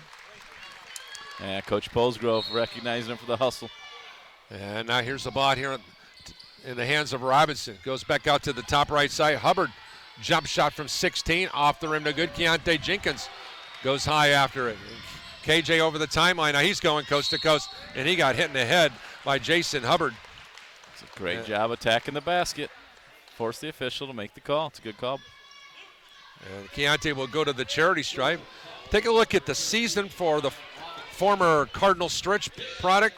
Keontae Jenkins, 11.5 points, 5.5 rebounds, 3 assists, 2 turnovers, and a steal. He is a 71% free throw shooter, and he missed the free throw. Pilot staff sharing a little smile over here as Coach Draven, politely talks to an official and gets the next couple whistles as they attack the basket. You talk yourself into a few good calls. As Jenkins misses two. Real flat on that one. Once again, doesn't have the legs. Yeah. Coach Draven says free throws after today's game. With the basketball here. Foul line extended left. Now back to the top now to Hubbard. Hubbard gives it off to Robinson. Robinson, shot no good. Rebound. Cruz. Cruz on the push out. Goes now to the far side to Sheehy. Back here to the near side. KJ into the corner to Cruz. Cruz looks for ball reversal. Jump pass over here to a wide open Rassler. His shot no good, and then a ball ricochet. I was screened out of the way, Mark. They're going to call over the back on Dylan there. Coach Draven's frustrated because he had the same handoff moving screen that was called on DeHart on that end of the floor, in his opinion. And so you don't get that call, then you get called for an over the back on Dylan. He picks up his first. Robinson here on the near side. Jump pass back here to Pena. Pena matched up against Newman. Still on the dribble. Looking for some help. Now goes to Robinson. Robinson flares out near side wing. Goes back here left now to Degenkolb. Degenkolb with a jab step against Cruz. Comes around a screen. Degenkolb on the drive. He had a trip from behind. I thought he got fouled. No call. Yeah, Keontae got his arm, and so the ball just Cruz over the corner to Dylan Sheehy. Shot way off the rim. No good. Rebound. See, and that's where I guarantee if somebody says, Dylan, why'd you shoot that? He's going to say, I was wide open, coach. And my response to the coach would be, there's a reason you're wide open, because the other team's scout too. 43-36, media timeout. We'll be back with more live from Bethel University here in Mishawaka, Indiana. You are listening and watching Crossroads League basketball on the Regional Radio Sports Network. There are those who dedicate themselves to a sense of honor, to a life of courage, and a commitment to something greater than themselves. They have always defended this nation and each other. They still do. The few, the proud, the Marines.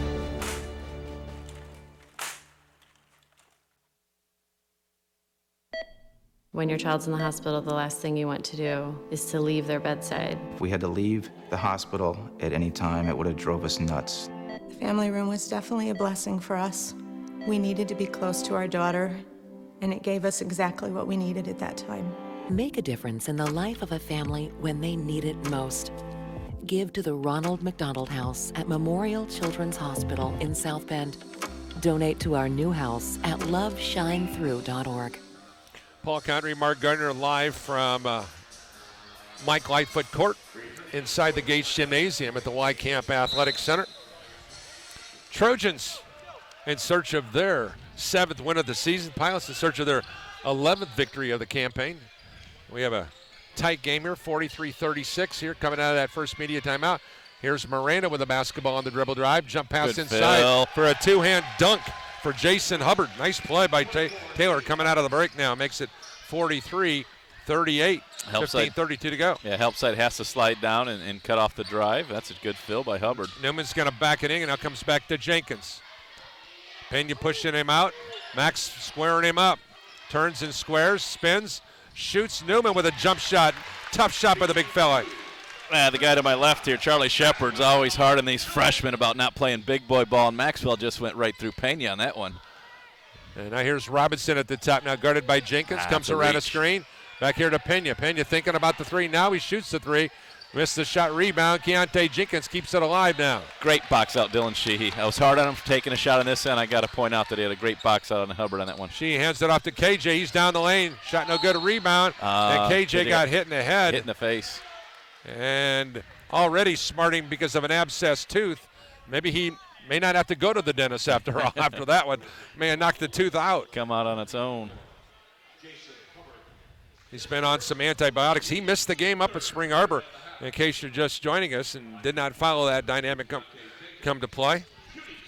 And certainly the Pilots could have used his services, and still has not played a lot in practice, and he has struggled. But he gives the Pilots a 46-38 lead here at the 14:49 mark. As Philippe Segota will pop in onto the hardwood here at Mike Lightfoot Court, as Newman will check out. And Ertz played well in the first half, was really attacking the basket strong. Hope that continues here in the second half. Ertz, along with Segota, Sheehy, Cruz, and Jenkins. How about that? You got the 1-2-3 group out there. I like that. Yeah, it's a free throw by KJ, good again, and that makes it a 47-38 Bethel lead. I like that better. Now here's Robinson here on the near side wing. Is now checking into the game was Cade Newbert. Ball on the far side in Silly foul. They call an illegal screen? No, Dylan fighting over that. But again, okay. Dylan's chasing over the top of a screen against a guy that's only knocked down 9 triples in the season. Galen checks in for KJ. DR checks in for Sheehy. And now it'll be a common foul on the Pilots. That's their 4th-team foul. The Trojans have 3. Here's Robinson with the ball at the top. Drives down the lane. Lost the handle on it. Tracks it down. Now here's the ball into the paint now. Newbert to the goal. Shot no good. I believe Ertz may have got a hand on it. Here's Cruz on the push out now. Cruz on the drive to the goal. And he is hammered. No call. And once again, turnabout is fair play, I suppose. Letting them play. They're consistent. James McLeod with the play. Now here's Robinson with a jab step. Looks. Gives way now to Miranda. Miranda flares out. Now cross court sitting here to the near side now to Hubbard. Hubbard wrap around to the low post now here to Newbert. Newbert backing in on Philippe. Nope, comes back out. Here's Robinson around the screen. The teardrops off the rim, no good. Galen the rebound. Here is D. Hart with the push-up. I'd like to see him get the ball on the big Philippe on this possession. Here's Ertz back out here to Galen. Back here to Cruz. Back to D. Hart, swinging over here to Ertz. He traveled, no call. He drives inside the lane, jump pass to Philippe Segota. Back to D. Hart. Shot clock at 10. Nice Shovelton back door. Inside to Galen. Oh, to Philippe. The drive, the shot. Oh, and he couldn't get it to go. And Galen coming out to D. Hart saying, great pass. I don't even think Grant thought that was going to get through there. And when it did, he had to quickly give it up to Philippe and did everything right but get the fall. Philippe Segota, who had 8 points and 4 rebounds against Spring Arbor on Tuesday night. He'll go to the line here. He's a 72% free throw shooter. And at the 13:34 mark, the big fella misses this first opportunity. One never got over the rim. It can't go through the rim if it doesn't get above the rim. And he'll go to the line here again to try to salvage one of the two. He spins it, eyes, flies, missed them both. Flat. So instead of the Mikan drill next week, he needs to get out and shoot free throws before the game. Yeah. With the basketball now here is Degenkolb. Gives way now here to Newbert. And then back here to Degenkolb, matched up against Cruz. Now here's Miranda here on the near side wing, matched up against D. Hart inside of the low post. Traveled. And that ball goes out of bounds. That'll be a Pilot basketball. In his defense, she was wide open over there in the front row. And now the Pilots with a 47-38 leader. Turnover number 6. As Ertz gives way now to Cruz, and Travion Cruz, a quiet night at the office for the All-American. There he is with a basketball coming around a high side screen. There's the ball screen. Reversal back to Galen for 3. Shot no good. Rebound. Philippe Segota is hammered inside. Good job by the big fella from Belgrade. It's offense rebound number 9 for the Pilots. Rebound number 3 for Philippe. Foul on Newbert. His first team. I'm sorry, they called that on Miranda. So that's 3 on Vinny. And now it'll be Cruz to inbound to the right of the lane from where we sit. Good slip. Goes inside here to Segota for the field goal. Everybody's so concerned about Grant going to the corner that both guys guarded Grant. And there's an easy slip for Philippe. Basketball here into the hands of Taylor University's Hubbard. Back here to Miranda on the right wing. Back out to the top now. Hubbard on the drive inside. Runs past Philippe. And Philippe takes the charge. Look at that smile. That's going to be foul number 3 on Hubbard. He has an absolutely infectious personality. He's pointing to the bench. Yeah, great young man. As I said before, when they got the flag across the way for him now. When they came over to the house for a team dinner, he at one point where's the flag? A guy wearing the D. Hart jersey just sat down with it. He was flying the flag. But all right. Yeah, team was downstairs and Philippe's upstairs talking to my wife about classes and school and life. Ertz with a basketball with a drive down the lane. I love the way and he finishes. Yeah, I love the way he's attacking the basket tonight. Did they count the basket? No basket. That's on okay. That's okay. He's sending a message that I'm getting to the rack when I have the ball. 6. That's the 7th foul, and that'll be 1 in bonus now for Nate as he'll go to the line here with 12:28 to go here in the second 20. Freshmen are playing physical today. It's good to see. As number 15 goes to the line, he is a 55% free throw shooter. That's woefully short. That was bad on bad. It was straight, short by about 7 inches, but it was spot on as far as lining it up. Unbelievable. Philippe's missed 2 free throws, and that was a 2-point opportunity. That's a 4-point swing. There's a handshake. Oh. As now, I love it. Alex Daniel. And I got to say, I love that Grant's shooting the ball well, but if I'm the head coach and my assistant yells out there and you turn and yell back, you're sitting next to me for a while. I didn't like that. With the basketball out here now, Pena goes right side now here. Ball in the hands of Owen. Now comes back out here to the top. Here is Miranda, 3-point shot, no good. Keontae Jenkins the rebound and a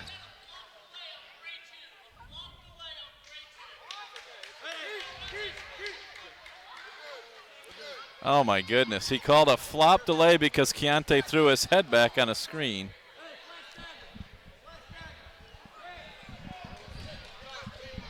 Okay.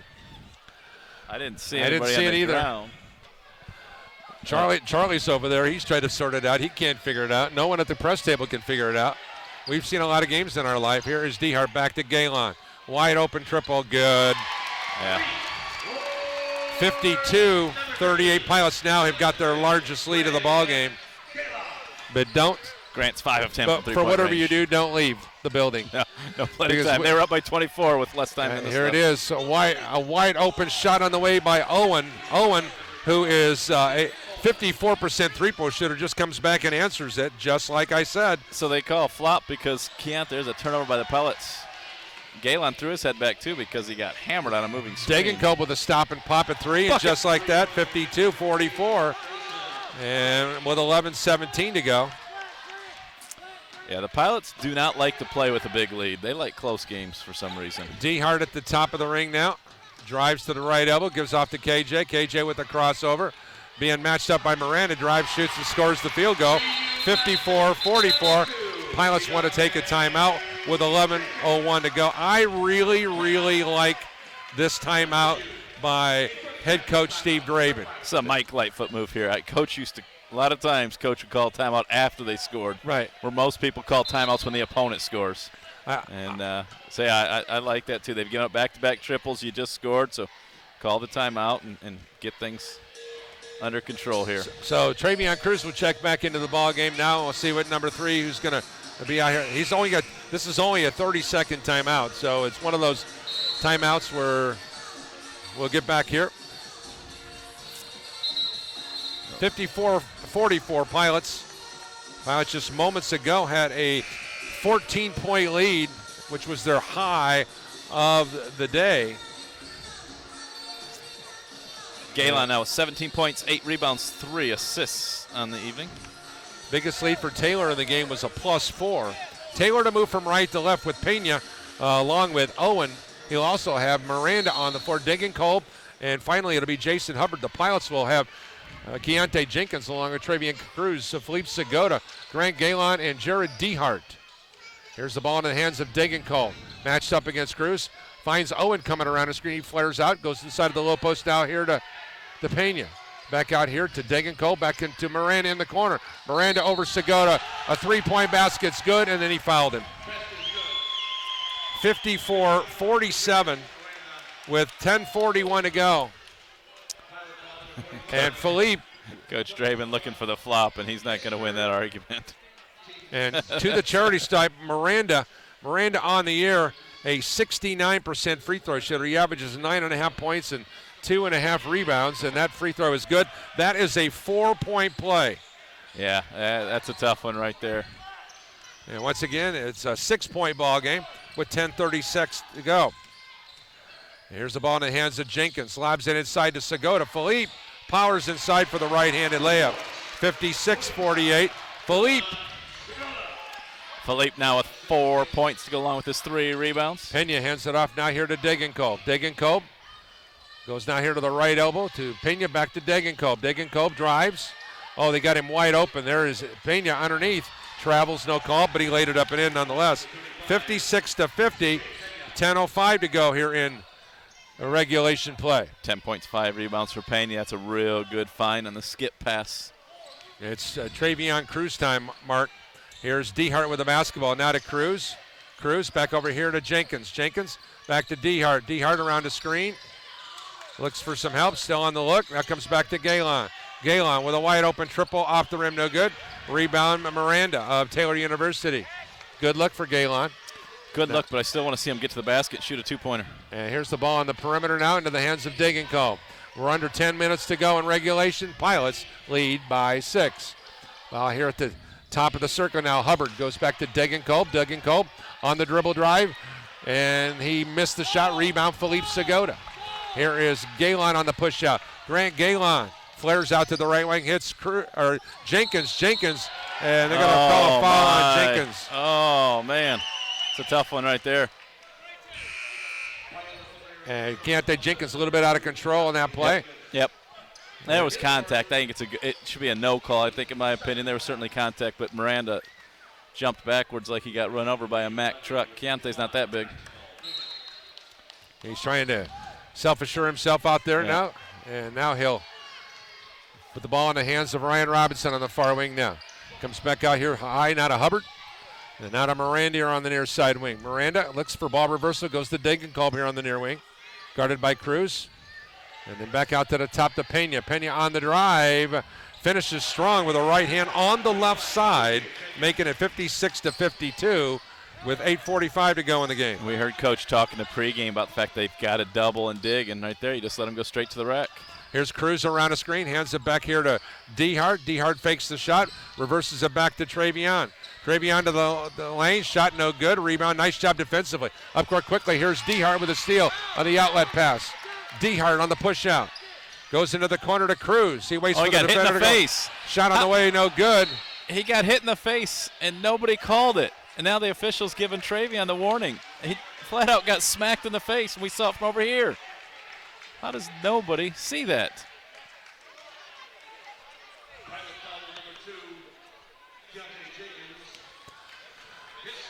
$8:19 to go in regulation. 56-52 as Ertz will be coming to the game. Jenkins will check out. And to the line, it will be Jason Hubbard, as Hubbard, a 82% free throw shooter. Yeah, that's ridiculous. The official just told Coach Draben, I agree there was contact. If there's contact and you get hit in the face, make the call.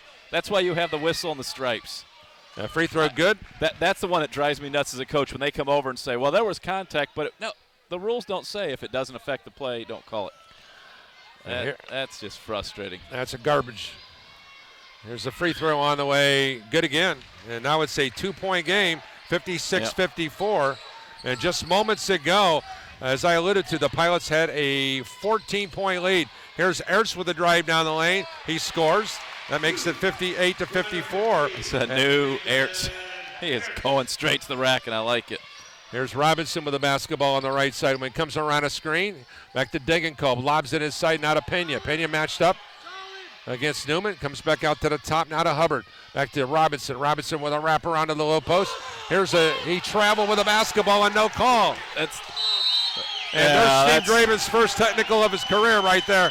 Yeah, and he is absolutely right. There was a hook. It was a blatant hook. You have 3 officials out here that are supposed to see what in the heck's going on, and they're missing a good half of basketball right now. So 7:45 to go.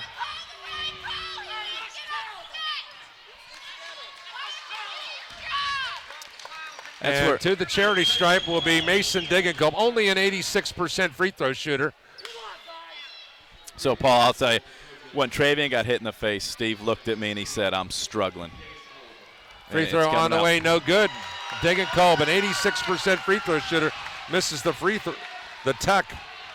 The team has to respond. Coach has got to keep composure now down the stretch. The officials have to get with the ball game.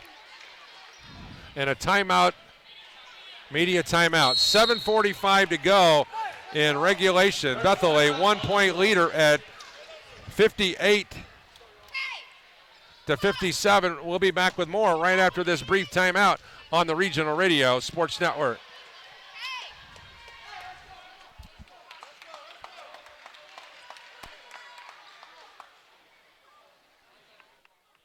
There's always a moment of truth where it's either put up or shut up. We were yelling our hearts out. Even in our weakness, even in our pain, we continued to push. I don't know where the pain went to, but all I know is that I had what it took. I am a United States Marine.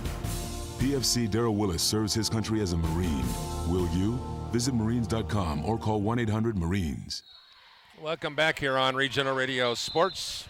Paul Condry along with Mark Gardner. Game is run amok. It was going so well. I got to tell you, Paul, if you're an official, you're better off coming over and saying, I missed it, coach. You don't come over and say, yes, there was contact, but it didn't affect the shot. The guy got hit in the face. Just say you missed it, and everybody says, okay, because accidents happen. But you and that's what I think we're seeing it boil over on Coach, and you got to keep his composure here. Now my wife's fired up, and she's yelling, and Coach Draven's wife's fired up, and she's yelling, and guys, get it back. Plenty of time to play ball here. A lifetime. Here's Ertz with the basketball. Driving down the lane, scoring, making it 60-57. Nathan Ertz with another nice play. And Coach Andrews is going to get his technical if he keeps it up. Here's Robinson, ball reversal to Degenkolb on the far wing. Lobs it inside now to Pena. Maxed up against Newman. Back out to the top now to Hubbard. Off him. Goes back now to Robinson. Matched up against D-Harp. Inside now. Here is a shot and a score by Pena. And Newman picks up the foul. And now a three-point play opportunity forthcoming for the visitors from Upland, Indiana, with 7:17 to go in regulation. Newman has to jump baseline. Ertz has to double on the high side. You can't get beat baseline. You know Pena's looking to go to the rack.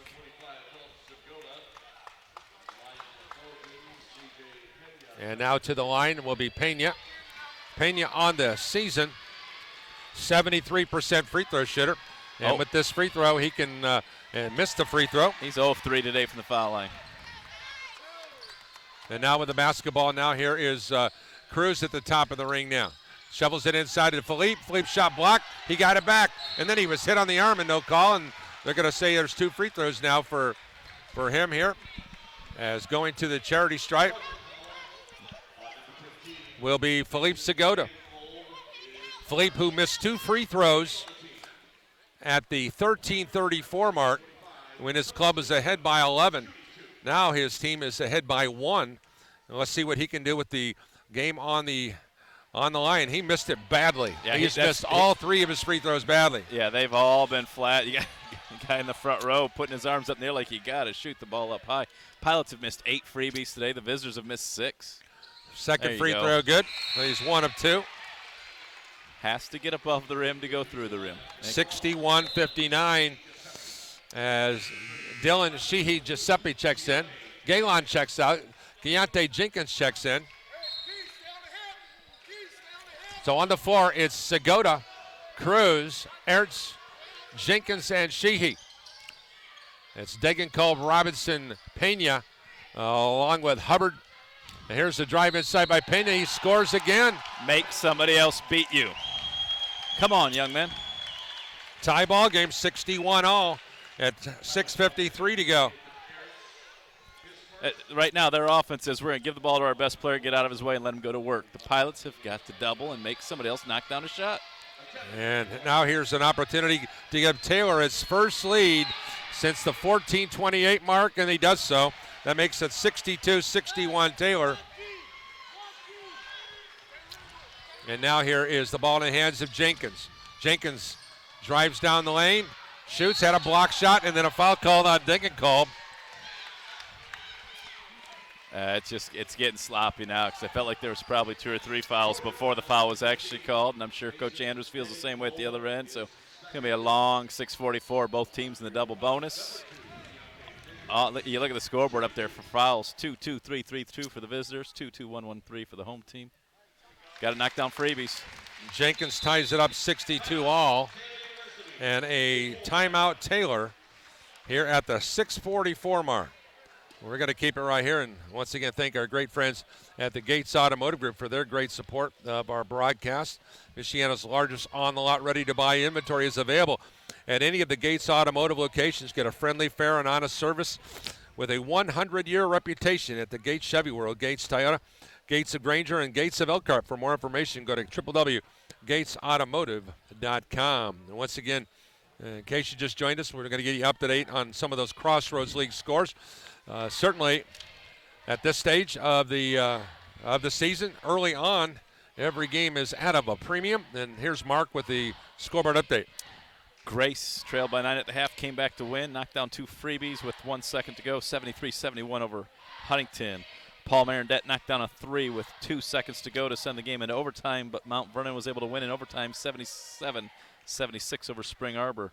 Indiana Wesleyan ran away with it against Marion, 96-75, and St. Francis beat Goshen by 17, 82-65. So 1 game in overtime, 2 games that had shots made with less than 5 seconds. This is the Crossroads League. Yep, I want to say hi to Tanner Shepard and Kyle Thompson, who are listening down in the Music City. I know those boys are down there having a good time, taking care of the business at hand. Excited about the new opportunity that Tanner's got. I wish you best of luck, my friends down there. Once again, welcome to the Crossroads League, guys. One thing about it, it never gets out of your blood. Free throw on the way by KJ. Good. Pilots lead at 63-62. As it's Ryan Robinson on the walk against Dylan Sheehy Giuseppe into the forecourt now. Okay, ball here on the near side. Miranda lobs it inside. Now here to Pena. Pena's going to back in. Comes back out to the top now to Hubbard. Back over here to Miranda. His triple goes over the back. Oh. And now here's the ball into the hands of Jenkins. But there you go. You double down, you make somebody else shoot the ball, and look what happens. Jenkins with a drive down the lane. He scores. KJ. 65-62. 6:12 to go. KJ with 10. So you see Taylor setting a high screen and roll, and then Pena going right down to the block. Good hands, KJ. Good hands. Miranda and Jenkins meet face-to-face right here. Officials are there, and I don't think there's anything going on there. KJ just gets in people's head. Yes, he does. And now he's matched up against Miranda over here, just leaning into him a little bit. Nothing wrong with getting somebody's kitchen. Got a little Travis Smith in him. Yeah, boy, did that guy have it. He wrote the book on getting in your kitchen. Here's Degenkamp with a push shot. Off-balance shot, no good. A rebound, put up and in by Jason Hubbard. Makes it a 65-64 Bethel lead with 5:48 to go. 14 points, 13 rebounds for Hubbard. Now here at the top now, it's Dylan Sheehy looking for some help. Gives way now here to Cruz, back to Dylan Sheehy. Cross courts it to KJ. KJ with the jab step, jump shot 3, good. 68-64, KJ with the triple, and the Pilots lead by 4 at the 5:23 mark. It's a big bucket for KJ. Here's Robinson at the top. Gives way on the far side now to Hubbard. Now they go inside to Pena. He needs some help. Back out here to the top now. Hubbard now goes to Miranda. Miranda for 3. Off the rim, no good. Rebound. Travion Cruz fouled, but no call. And Travion on the push out. Cruz over the timeline now. Drives, and there's a foul called, and that will send the 90% free throw shooting Travion Cruz to the line with exactly 5 minutes to go in regulation, with the Pilots leading 68-64. Coach Draven and I went to the same school when it comes to philosophy. Every time they get the rebound, he's yelling, let's go, let's go, let's go. And I love it. Push the ball up the floor, catch your opponent backpedaling, and then attack him. Free throw on the way by Cruz. Good, making it 69-64. Too many teams are content getting a defensive stop and getting the ball. You got to turn it into transition points. Mark? Yes, sir. That's the first field goal since the 17:55 mark for Travion Cruz, to my knowledge. That was not a field goal. Or first points. Yeah. Oh, yeah. He's only taken 9 shots. So he's 3 of 9 from the floor, 1 of 5 from three-point range. Pena here on the wing right, looking. Matched up against Segota. He drives inside and scores. You cannot let Pena shoot the ball. 70-66, 4:41 to go here. It's not that hard, gentlemen. Here's Nathan Ertz with a drive. Kick back out to Cruz. Now to Sheehy in the corner. Now goes inside to Philippe. Philippe. Go to work, Back Philippe. inside now to Cruz. Cruz. Back out here now to Ertz. Now back to KJ. That's got to be a foul. He's shoving him down there. Lob inside now to Philippe. His shot on the way, no good, and he was hammered and no call. Yeah, Pena's just laying it on him the entire possession. Now here's Miranda with the ball. Gives way now to Pena. Back here to Robinson. Robinson flares into the corner left. And now back here near side wing. Now they go inside into the corner now to McLeod. Back to Robinson. Robinson around a high side screen. He's going to the goal all the way up and under to a wide open Pena. 3 on the way. No good. A rebound. Cruz. Attack. Cruz on the push out now. Travion at the top. Between Through the lane here to Jenkins. Shot blocked and a foul called on James McLeod, the 6'5 junior. And that'll send Keontae Jenkins to the line with 3 minutes and 46 seconds to go in regulation. Getting a little tongue-tied with these two games. That's one of those calls that they wait until the ball, see if it goes in. If it goes in, they're not going to call it. Since it came up short, they called it. But you could tell he got hit on the elbow. It's the right call. Jenkins a 71% free throw shooter, and he got the shooter's roll. 71 to 66. One more opportunity. Whoever loses this game will blame free throws. Pilots are 12 of 20. Taylor 8 of 14. Jenkins with the free throw. Timeout, Coach Draven. 72 to 66. And once again, we'll. But just to point something out to you, though, Mark, because Andrew Bowen tracks this clutch free throws dynamic. The Pilots are 75% on the season inside 3 minutes to go. And obviously we're 46 seconds away from that. But I want to point this out. Between Keontae Jenkins, Travion Cruz, Jared Dehart, and Grant Galen, and Galen hadn't been on the floor in a while. They are 34 of 36 inside 3 minutes to go. And at some point in time, the Pilots, right now we're more concerned about the defensive side of things. And they have Sheehy along with Ertz, Jenkins, Philippe Segota, and Travion Cruz. Taylor will come back and counter with Degenkolb Robinson along with McLeod, Pena, and Miranda. So they got 3 great perimeter shooters, and Degenkolb, Robinson, and Miranda on the floor in this possession as they trail by 6. Robinson matched up against Dylan Sheehy as he goes over the timeline now into the fork, comes up here to Pena. Pena on the dribble, jab steps, looks for help, gives now here to Degenkolb. Degenkolb on the top of the circle screen, comes back here to Pena. Pena on the drive, he's going to spin back. He's going to try to get some help. He goes up and under, and he scores. 72-68, and a timeout Taylor. Yeah, and Ertz was coming to trap high side. Philippe got beat baseline. You got to force him back to the middle. You know where your help's coming from every time. We'll be back with more of Bethel University men's basketball being presented by the Gates Automotive Group. Once again, it looks like this is going to be a 30-second timeout, so we're going to keep it right here. And I remind you that join me every Thursday night at Beef O'Brady's for the Coach's Box. My guest this week will be former Bethel standout Kyle Sears, the coach of Elkhart Memorial. He'll be joining us. Big win last night. Yep. They beat Central in the final time. Yep.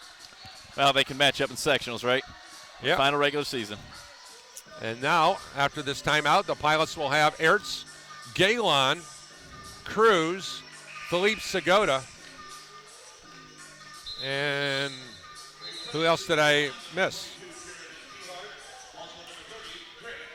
Philippe's coming out of the game for something. He's bleeding.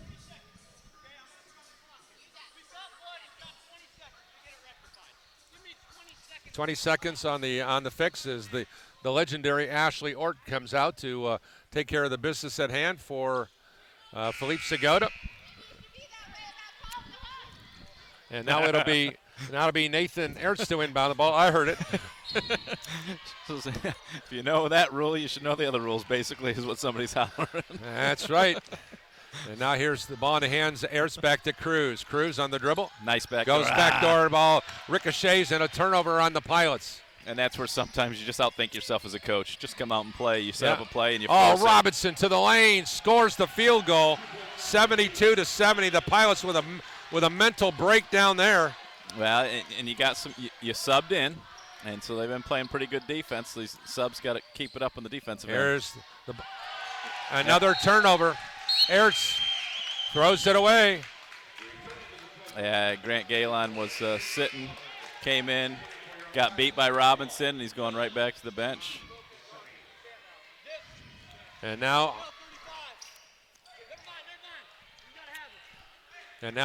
Taylor, just moments ago, a 6-point trailer, finds it with an opportunity to take the lead with a triple here on this possession. Here's Pena on the right elbow. Matched up against Segota. Comes back here left side, now here to Hubbard. Into the deep left corner now. Back out here, Hubbard. Cross court sitting out of Robinson. 2:27 to go. Pilots by 2, 72-70. Robinson. He had it stolen away by Sheehy. There's your defensive substitution. You put Sheehy in, you take out a great shooter, and Dillon gets a stop. Here's Jenkins back out to Ertz. Now here to Dylan Sheehy. Gives away now to Cruz. Cruz had it stolen away on a bad pass by Sheehy. Here's a drive shot and a score for Degenkolb. We're tied at 72 all with 2:01 to go. Yeah, the ball's got it. You've got to be a complete player. You got to be able to play on both ends of the floor. Dillon gets a great stop, then he turns it away on the other end, though. Now here is Ertz with the basketball. Goes to Sheehy. Sheehy at the top of the circle, waits for a cutter. Now finds Keontae Jenkins on the right side. Keontae with a jab step, looking, coming back out here to Ertz at the point. Now here to Sheehy, looking for help, comes now to Jenkins. Travion has not touched the ball. Jenkins looking for some help. Jenkins on the dribble. Pull-up jump shot on the way. Good! 74-70. It was a two-pointer. 1:27 to go. KJ with the step back. Big shot, but I don't like the fact that Cruz didn't touch the ball for 30 seconds. Here's the ball in the hands of Pena. Looking for some help. Long three-point shot on the way. No good. Rebound. And nobody came and got the ball. And then Degenkolb makes them pay for with a triple. 75-74 Taylor. A total malfunction on the rebound effort by the Pilots. Everybody's watching the ball instead of finding a body. Offensive rebound, second chance points. You get the guy shooting that you want shooting, he misses. And the guy that's 2 of 4 from three-point range picks up and knocks down the big triple to give him a 1-point lead. Beef O'Brady's and Granger's now features surf and turf on Fridays. Enjoy a 6-ounce USA choice cut sirloin steak with grilled or fried shrimp plus fries and salad for just $12.99. Located at State Road 23 and Bittersweet Road. Beef's is open for lunch at 11 a.m. 7 days a week. For more information, the website is www.beefobradys.com. Beef O'Brady's, good food, good sports. What did I tell you? What did I write on this note to you earlier today? You know what I wrote. I know what you wrote. Yep. 70 said, I thought the Pilots were going to lose this game simply from the fact that they didn't like their body language. They just didn't like the way things were going, even though they had a 14-point lead. 75-74. This timeout was by... I believe it was a Taylor timeout. Taylor has one timeout remaining. Yep. So Travion's got to get the ball this next possession. They're getting held off the ball. Last possession, I thought he was getting hung on. If he gets the ball, they're probably going to foul if he attacks the glass. Good job officiating here. We know Keontae's a very emotional player, and the official pulled him aside, just talking to him about, after he made that last bucket. It was a big bucket, but he turned and he's yelling at the crowd, and I think the official's saying, hey, it's a great shot. Just keep it within yourself. Keep playing. Cruz has the basketball now here, matched up against Hubbard. Hubbard is 6'5". It's been a tough matchup. Here is Jenkins on the drive. Stop. Looks for ball reversal. Finds Dehart. And they throw it away again. Here's Jared Dehart on the drive. And here's a foul as Dehart fouls Robinson on the breakout. And once again, the Pilots imploding here in the final minute or the final 2 minutes of the game. And going to the line will be Ryan Robinson with 55.1 seconds to go.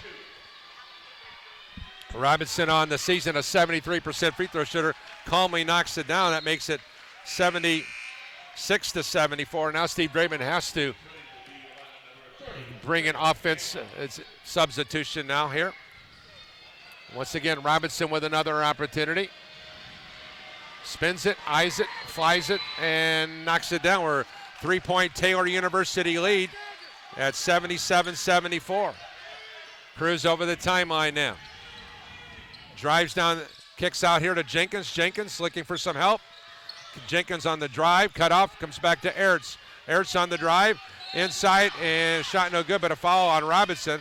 And that's a great foul because you're going to send Nate Ertz to the line, who's a 55% free throw shooter. That's just a great decision. Yeah, Robinson picks up his third, but it's a good call. It's the right call, but at the same time, Nate's got to knock down these free throws. And number 15, the former Valparaiso standout, is at the line, and he knocks down the first one. 77-75. Nathan Ertz with one more opportunity. Galen coming out of the game. And Dylan Sheehy coming in, offense for defensive substitution here. And once again, Ertz with another free throw. Free throw on the way, good. And that makes it 77-76. Ertz, who came into the ball game, Mark, 2 for 3 in the under 3-minute play. So that's a positive there. He's now 4 for 5. And a full timeout with Taylor leading by 1. This is a Bethel timeout with 42.7 seconds to go in regulation. Still a ton of time. Mark, let's talk strategy here in this one. Of course, our coverage today being presented in part by our friends at Teachers Credit Union. Turn financial goals into reality at tcunet.com. Do more with your money at tcunet.com. So I'm looking over the stats. If there was just an obvious bad foul shooter, I'd say you foul him, you send him to the line. There isn't so one. You extend the game, but there really isn't. McLeod at 64%, but I don't think he's in. You've got Robinson 73, Degenkolb 86, Miranda 69, Pena 73, Hubbard 82. So I think you D up, you get a stop, and then you got to go down and attack on the offensive end. But the biggest thing, you got to get a stop. But Pilots just haven't taken care of the ball down the stretch. And Jason Hubbard has done a spectacular job defensively on Travion Cruz. Travion Cruz's stat line is probably going to end up being the, hate to use the term worst, of the season. And look at Travion's body language right now. Seldom do you see him standing with hands on hip. He is not a happy camper. Yeah, it's been just a lot of little breakdowns. Defensively, they let Pena go to the rack 3 or 4 possessions in a row. They had a missed box out, a couple turnovers. And I apologize, we got booted off the stats at the 4-minute mark, so I haven't gotten updated stats since the 4-minute mark. But see if they can get a turnover here, going full court press for the first time. Hubbard goes it in now here to Robinson, and Robinson, we matched up against Sheehy here in the backcourt now. Robinson zigzags over the dime line now into the forecourt. He's on the right wing where he gives it off to Degenkolb. Degenkolb and Cruz matched up here at the 45-foot mark, far side, on the sideline. Now he's going to spin around. They're going to set up a screen. Here's a jump pass back to Pena. He throws it inside here. Hubbard with a drive inside, and he missed the shot, but a foul called as Hubbard will go to the line with 15.8 seconds to go. Segota called for the foul. That's going to be his fourth. And now Pena, a 82% free throw shooter, averaging 12.7 rebounds, 2 assists, 2 blocks, 3 turnovers. And what he's done great today is he's played great defense on Travion Cruz. At 6'5", he has created a difficult situation for Travion to shoot over, and that makes it a 78-76 Taylor lead. Hubbard with 15 points and 13 rebounds, I believe, this afternoon. Pilots with 2 timeouts remaining. Trojans with 1. Second free throw, good again. It's now a 3-point game, 79-76. See if they foul or if they let Travion shoot a 3. Cruz with the basketball, gives it off to Galen. Galen for 3. God! Never mind. 79-79. Got to get a stop. And he went back the other way. Here's don't Robinson. Don't foul. Robinson. Why is Keontae fouling? We're tied. He didn't know the score. And with 8 seconds to go, Jenkins with the... Coach Draben was trying to call a timeout. Nobody recognized that. Keontae lost track of the score and fouled. And sadly, the official that the foul was right in front of didn't call it. It was the guy all the way across the way that called it. And now here is Robinson at the line. 73% free throw shooter, knocks it down. That makes it 80-79. And you just got to be aware of what's going on in a game, Yep, Mark. Keontae's got to keep his composure. There's still 8 seconds to play. And it's still a lot of basketball.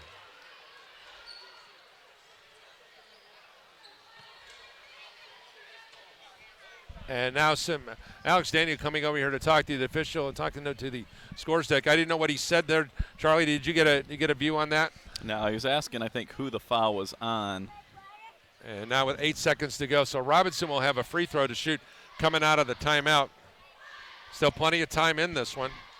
And I think if there is such thing as a great dynamic, Mark, is the fact that a three will, if he knocks down the free throw, a three will win it. If he misses the free throw, a basket will win it. So once again, Taylor with an 80-79 lead. Both teams with one timeout remaining. The alternating possession arrow is in the favor of the Pilots. Pilots will have on the floor Segota along with Ertz, Galen, Keontae Jenkins, as well as Travion Cruz. Let's see who Taylor comes back encounters with. A go with Dagan Kolb, along with Ryan Robinson. Miranda will be joined on the floor. Also, it'll be Pena, and he'll also be joined on the floor by Jason Hubbard. As Hamilton High School, Ohio product, Ryan Robinson to go to the line to potentially put the dagger in the heart of the Pilots. What will he do? He missed the free throw. Back the other way now. Attack Here is the Cruz. basket. Cruz with a drive down the lane. Shoots. Passes inside and a hammer. Philippe Segota hammered with 0.3 seconds to go. And that's the guy you want to foul if you're Taylor. Foul on Miranda, his fourth. And now Philippe Segota. Now the question is, if you're Josh Andrews, do you take a timeout here? Philippe at the line with the biggest free throws he's ever shot here in the United States of America. The youngster from Belgrade. Let's see what he can do here now. 3 dribbles. He spins it. He eyes, flies, bricked it. And now one more opportunity here for Philippe Segota. With 0.3 as Newman is going to check into the game. Yeah, you got to get the two bigs in going for an offensive tip. As Cruz will come out here on the perimeter now, it'll be Newman and Ertz. Let's see what will happen here if he misses this free throw as he crashes the boards. And the free throw by Philippe. There you go. Good. There you go. We're tied 80-80. Philippe 1 of 2 with 0.3. The Pilots are still alive. Here with 0.3. The big fella comes to the bench with his arms and hands folded like he's going to pray. And now decision time. If you're Josh Andrews and company, what will they do? Because they have one timeout remaining. They have to go the length of the floor on the inbound, and you basically have got to shoot and not come down all in one motion. But we saw this against St. Francis. They got a shot off where we were slow on the home court clock, I thought. Right. St. Francis got the full court. My goodness, Paul. Well, obviously, we've had this 3 games in a row now. You don't want to run into a screener on the inbounds. You know they're going to set a screener. I remember I talked to Coach Daniels 2 games ago. I'm watching the Spring Arbor game. We did a good job of not running into it. Nate Ertz has got to be smart down here. And we're just getting some bonus basketball probably. All right. Look at the stance party going on behind us with Coach Draven's kids enjoying the atmosphere. Dagan Kolb will be guarded by Nathan Ertz. Nate Ertz has got to be smart. If I'm coaching, I set a double screen. I go one way, then I run back into another one. Here's Miranda with a 3/4 court shot on the way off the backboard, no good. We're going to have overtime here today at the Gates Gymnasium. The Pilots blow a 14-point lead in the second half. So what else is new? And now we're going to play some extra time. We'll be back with more Hi, this is Paul after County this. of the Regional Radio Sports Network. That may be my professional title, but did you know that I'm also the son of a U.S. Navy World War II veteran and the proud father of a United States Marine? Let me share with you something very close to my heart. It's called the Semper Fi Fund, and its program America's Fund, which provides immediate lifetime support for post-9/11 wounded, critically ill, and injured members of the U.S. Armed Forces, veterans, and their families to ease recovery and transition back home to their communities. The Semper Fi Fund, serving those who preserve our freedom. The basic idea that drives these efforts is simple. For as much as our heroes have sacrificed, they deserve the best care and support available in their hour of need, whenever it may occur. The Semper Fi Fund, a 4-star charity and an A+ rating, has served over 16,000 members since 2004. The Semper Fi Fund, serving those who preserve our freedom. For more information, visit them online at www.semperfifund.org. Condrey, Gardner, live, Gates Gymnasium. Glad you can join us. Tanya Condrey with a brilliant work upstairs. As we'll play 5 extra minutes here, and everybody's got a new lease on life. It'll be Pena matched up in the jump against Max Newman. As the jump is won by Taylor University's Pena.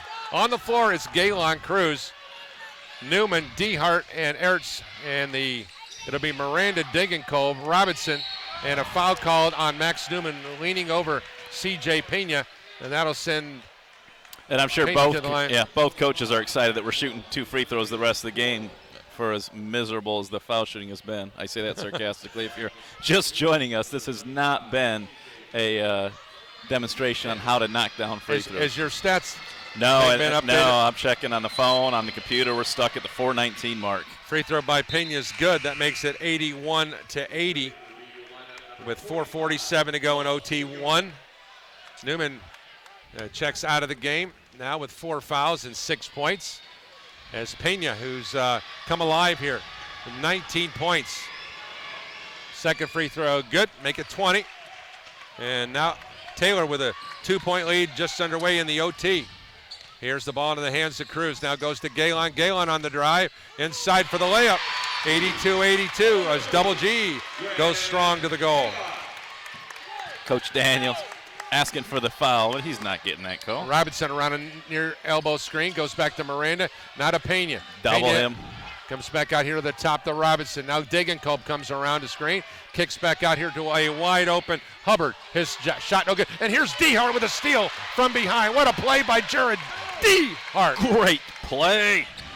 Here is Nathan Ertz. Gives way to Galen. Back to Dehart. Dehart looking for some help. Finds Ertz coming around a screen. Now they find Galen. Galen back here to Dehart. Dehart at the free throw line. Jump pass over here. Nice Here's body. Ertz, foul by Robinson. Nice little jab step. But once again, you talk about that aggressive new guy by the name of Nathan Ertz.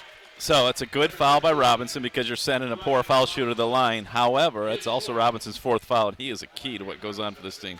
Nathan Ertz made a pair of free throws, Mark, at the 42.7-second mark, and he knocks another one down here to give Bethel an 83-82 lead. Yeah, there's one more opportunity forthcoming. Free throw on the way off the rim, no good. Rebound, and he's 1 of 2. And now the Ryan Robinson-led Trojans now are into the forecourt here at the top. Now to Pena on the right elbow. Now comes back out here to Hubbard. Now into the corner now, Degenkolb. Degenkolb, who earlier in the year went over the 1,500 club. Here's Miranda. Shovels it inside here to Hubbard, and he scores the field goal. 84-83, Trojans, 3:27 to go. Ball here in the top to Cruz. Cruz with a drive. Kept off here now to Ertz. Ertz looks for ball reversal. Lost the handle on it. Gets it to Cruz. Cruz with the jab step. Launches the triple. Off the front of the iron, no good. Rebound. It's Philippe Segota with the right-hander hook, and he scores! 85-84, Philippe to the rescue. Oh, my goodness. I'm going to start selling number 45 jerseys before the game in the parking lot. Make a little extra money on the side. Everybody will want one. There's a pass up high now. Pena looking for some help. Jab step Robinson. Robinson turn around 16, fade away, jump and rebound. Grant Galen. And coach saying push it. Don't let them rest. Attack them. Again, you got 3 Trojans playing with 4 fouls out there. And now here is Cruz with the basketball now here. Cruz, jump pass here to Galen with a jab step. Galen shovels it inside to Philippe, and he couldn't get it to go. Rebound, Jason Hubbard of Taylor. Yeah, did everything right. Great pass by Grant. There's the ball in the hands of Miranda. Miranda goes back here to Robinson. Deep left corner now. Degenkolb and Cruz lobs it inside now. Got a double. Here is Pena going to be backing in. Lost There the it handle is. on Galen. Get on the floor. Falls on the floor. It goes off of the pilots out of bounds. No, it's off Taylor. Pena hit it on the floor. It's a good call. Bottom official looked to the half-court official who made the right call. Taylor's going to take a timeout. We'll take a timeout. 85-84 Bethel. 2:07 to go in overtime number 1. We'll be back with more of exciting Crossroads League buckets right after this on the Regional Radio Sports Network. To be able to just get my son to St. Jude and not think about how we will pay for it, it just takes so much weight off of my family. St. Jude allowed me to focus on being a mom to Bryce. And sometimes I'm just in awe of the impact St. Jude has, not only on this community, but the world. St. Jude Children's Research Hospital. Finding cures, saving children. Learn more at stjude.org.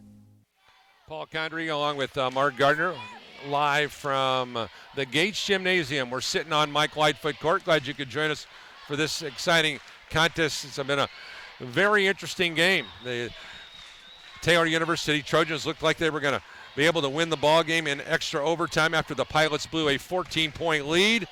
And the Pilots got some quality play from a wide variety of different individuals down the stretch, including Philippe Segota knocking down a free throw with 0.3 on the second half clock. And that's where we're at here in this overtime, with the Pilots clinging to an 85-84 advantage in this one. On the floor, Cruz, Galen, Ertz, Philippe Segota, and Jared Dehart. It'll be Robinson, Miranda, Degenkolb. Also on the floor, it will be Jason Hubbard and C.J. Pena. Pilots to move from left to right with the basketball. 10:45 Tuesday night. I texted Coach Polsgrove and said, my old heart can't handle these close games. He is in trouble. Come on. Here's Cruz going right side now here to Dehart. Dehart looking for some help, still on the hard left-hand dribble. Now goes to Ertz, left side now to Cruz. Cruz around a screen. Back out here to Dehart. Dehart over here. Now here's Nathan Ertz. Ertz to the goal. I love it. Banks it up and in. I love it. 87-84. Nathan Ertz has become a man today. He has become a grown man today. He is attacking the basket every time he touches the ball. Degenkolb around a high side screen. Looks, comes back here to Pena. Pena one-on-one against Segota. Bounce pass now to Hubbard baseline. Hubbard's going to back in on Ertz. There's the double team back to Pena. Triple on the way. Off the rim, no good. Rebound. Grant Galen. A jump ball. Oh. It's going to be pilot ball. Grant Galen's done a great job attacking the glass all day today as well. So a big jump ball win by Grant Galen at the 121 mark. Mark that down if you're scoring at home. And that's a big play right there. Gives the Pilots the ball with a 3-point advantage with 81 seconds to go in the first overtime. Grant's done a great job today of attacking the glass and knocking down triples. Here's the ball into the hands of Jared Dehart. Now goes out high now to Cruz. Cruz looking for some help, guarded by Hubbard. Goes now right side now to Ertz. Ertz on the drive, leans in, and a foul called on the drive. But once again, that'll send Nathan Ertz to the line. That's going to send Vinny Miranda to the bench. Is that a fifth foul on Miranda? That's his fifth. So, yeah, you just keep attacking. You got Hubbard playing with 4. You got Robinson playing with 4, and now Miranda's going out. And now with 1:02 to go, that'll send Ertz to the line to shoot 2 free. Coach Andrews, in his defense, he said, what are we supposed to do? 15 just puts his head down and goes to the basket. My response, step in and take a charge. That's how you can say the same thing about the Pilots and C.J. Pena. That's how the rules are written. I mean, the rules are that if you take a charge or you don't take a charge. Yeah, if you somebody's got to put their big boy pants on and take a charge. Either push him and draw and pick up a foul, or stand in front of him and get run over and draw the foul. You know, there's a guy listening in Nashville right now, Kyle Thompson. KT would take a charge in a heartbeat. Tanner wouldn't, because that would affect his ability to shoot more three-pointers. But, yes, KT would step in. So Nathan Ertz will go to the line here with 62 ticks remaining on the first overtime clock. And Nathan's free throw on the way, good. Bethel leads the score by now 88-84. And one more opportunity. Nathan, who played for the legendary Barack Coleman at Valparaiso High School. And, of course, Barack, who was a great contributor to the Bethel program, and not only as a player but as an assistant coach. So you get Philippe out. He's got 4 fouls, and you don't give them a chance to foul him if you get a stop here. Now here's Robinson going left side now here to Jason Hubbard. Hubbard matched up against Galen, goes to Degenkolb. Degenkolb around a screen, goes back here to the far side. Now here to Hubbard. Here with 50 seconds to go. Here's Robinson. He walked, no call. He double dribbled. And there's your favorite juggle call. There's a pass out here to Degenkolb with 9 on the shot clock. Degenkolb, off balance, shot on the way, no good. Rebound, Dylan Sheehy. Here's a breakout to Travion Cruz for the deuce. Pilots a 91-84 leader with 30 seconds to go. Here's Robinson up and underneath, shovels it inside, ball deflected and around, and a foul called with 24.5 seconds to go. That was the first field goal for Travion Cruz. Mark, I think you got to go back. Okay, so interesting now. Coach is putting in Philippe. If I'm Taylor, it's a no-brainer. I foul Philippe right away. I'm thinking that was the first field goal for Cruz since the 17:55 mark of the second half. And what a job the guy at the line has done today. He has changed the course of what Bethel's really good at. Jason Hubbard has really, really limited the good looks that Travion Cruz. So somebody's figured out how to guard him. Put a guy 6 inches taller on him. We'll see the final stats, but Hubbard's going to be about 18 rebounds and 19 points today. Travion's going to keep the ball and make him foul. 91-85. Here's Jared Dehart with the basketball with 17. Comes back now to Cruz, and Cruz is fouled here by James McLeod with 15.1 to go in in the first overtime. My apologies. But they let how much time go off the clock there? They let about 10 or 12 seconds go off the clock. That's the first time we've seen Travion Cruz smile the entire day right there. Well, first possession he smiled, and that was about it. And now Josh Andrews and company. And that's what he's yelling at his guys about. What are we doing? Why did we let them dribble that much time off the clock? You can't be picky when there's less than 30 seconds to go in the game. No question about it. All right, here's your game reset. Both teams, of course, have been in the one and bonus since the Nixon administration. And now at the line here will be Travion Cruz. As I alluded to, Travion Cruz in under 3 minutes scenarios, 17 of 17 at the line. Sportscaster's curse, Paul Condry. Let's just let the fans watch this one, Paul. Second free throw by number 3 on the way. Good. 92-85, 1 of 2.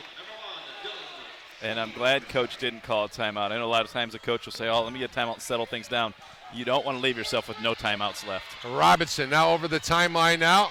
He's going to drive, shoot, and score. 92-87, 9 seconds to go. There you go. Here's Galen, and he's fouled. Grant Galen will go to the line with 6.2 seconds to go in the first overtime. And again, I love that. A lot of times the bucket will go through and teams will let the ball roll around and try and set up. No, get it and get it in bounds. And a year ago, these Grant teams wide open. Excuse me, Coach. A year ago, these teams played. It was a 1-point game, 74-73.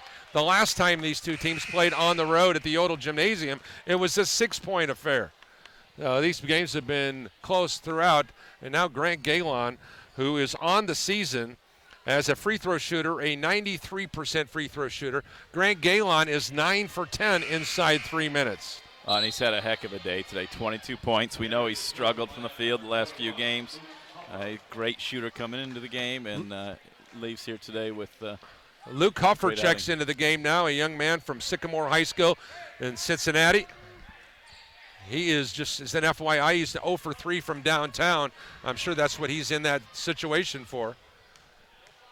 You got 3 starters now that have fouled out. And a free throw by Galen is good. That's the big one. That makes it 93-87. And this is the one that can ice it here because this will make it a 3-possession game. Galen's free throw is good, 94-87. Here's Degenkolb over the timeline now. Shifts it off into the corner. 3-point shot on the way, no good. And the Pilots win it in overtime, 94-87. The Pilots improved to 11-0. They remain perfect here at home at 5-0. They're a perfect 3-0 in the Crossroads League. Taylor falls to 6-5.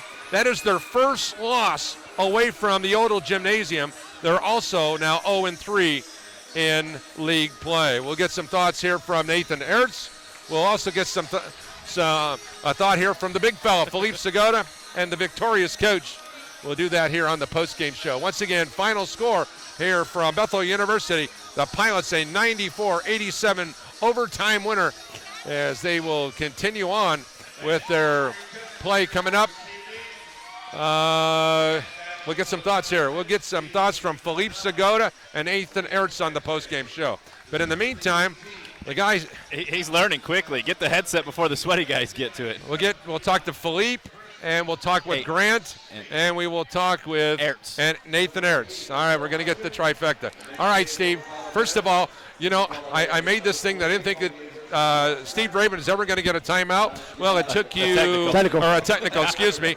It took you 11 games into your career to get your first technical. I just want you to know, in my 49 games as a coach, I had 0 technicals. What's your problem, man? You're a better man than I am.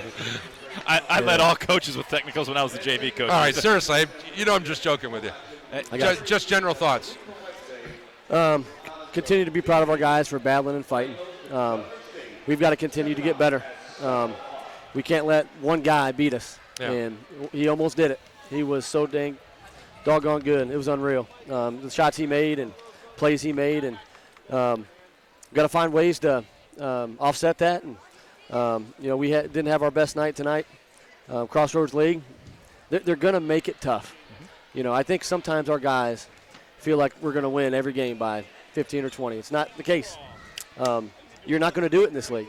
You're not going to win every game in this league. You're probably going to lead every game by 15 at some point. Here you go. 14-point lead, 52-38 with a 12-28, and you missed a pair of free throws coming out, which would have made it a 16-point lead.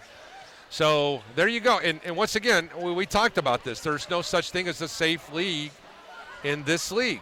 No way, yeah. We got to get better at free throws. I think we've shot about it as much at the free throw line in practice as we practiced. Just got to continue to get better. Got to find ways to get better at the line, and got to find ways to. We have too many lapses, and a lot of times that's the case for a young team. And but I think we're getting better. Okay, a couple points. Jason Hubbard did a great job on Travion Cruz. In addition to that, the 3 freshmen, Nathan Ertz put his big boy pants on today and played ornery, which is what you need. And of course, Philippe. Gosh, how could you just now love the kid? You want to adopt him. He's unbelievable. He just plays with such heart, passion.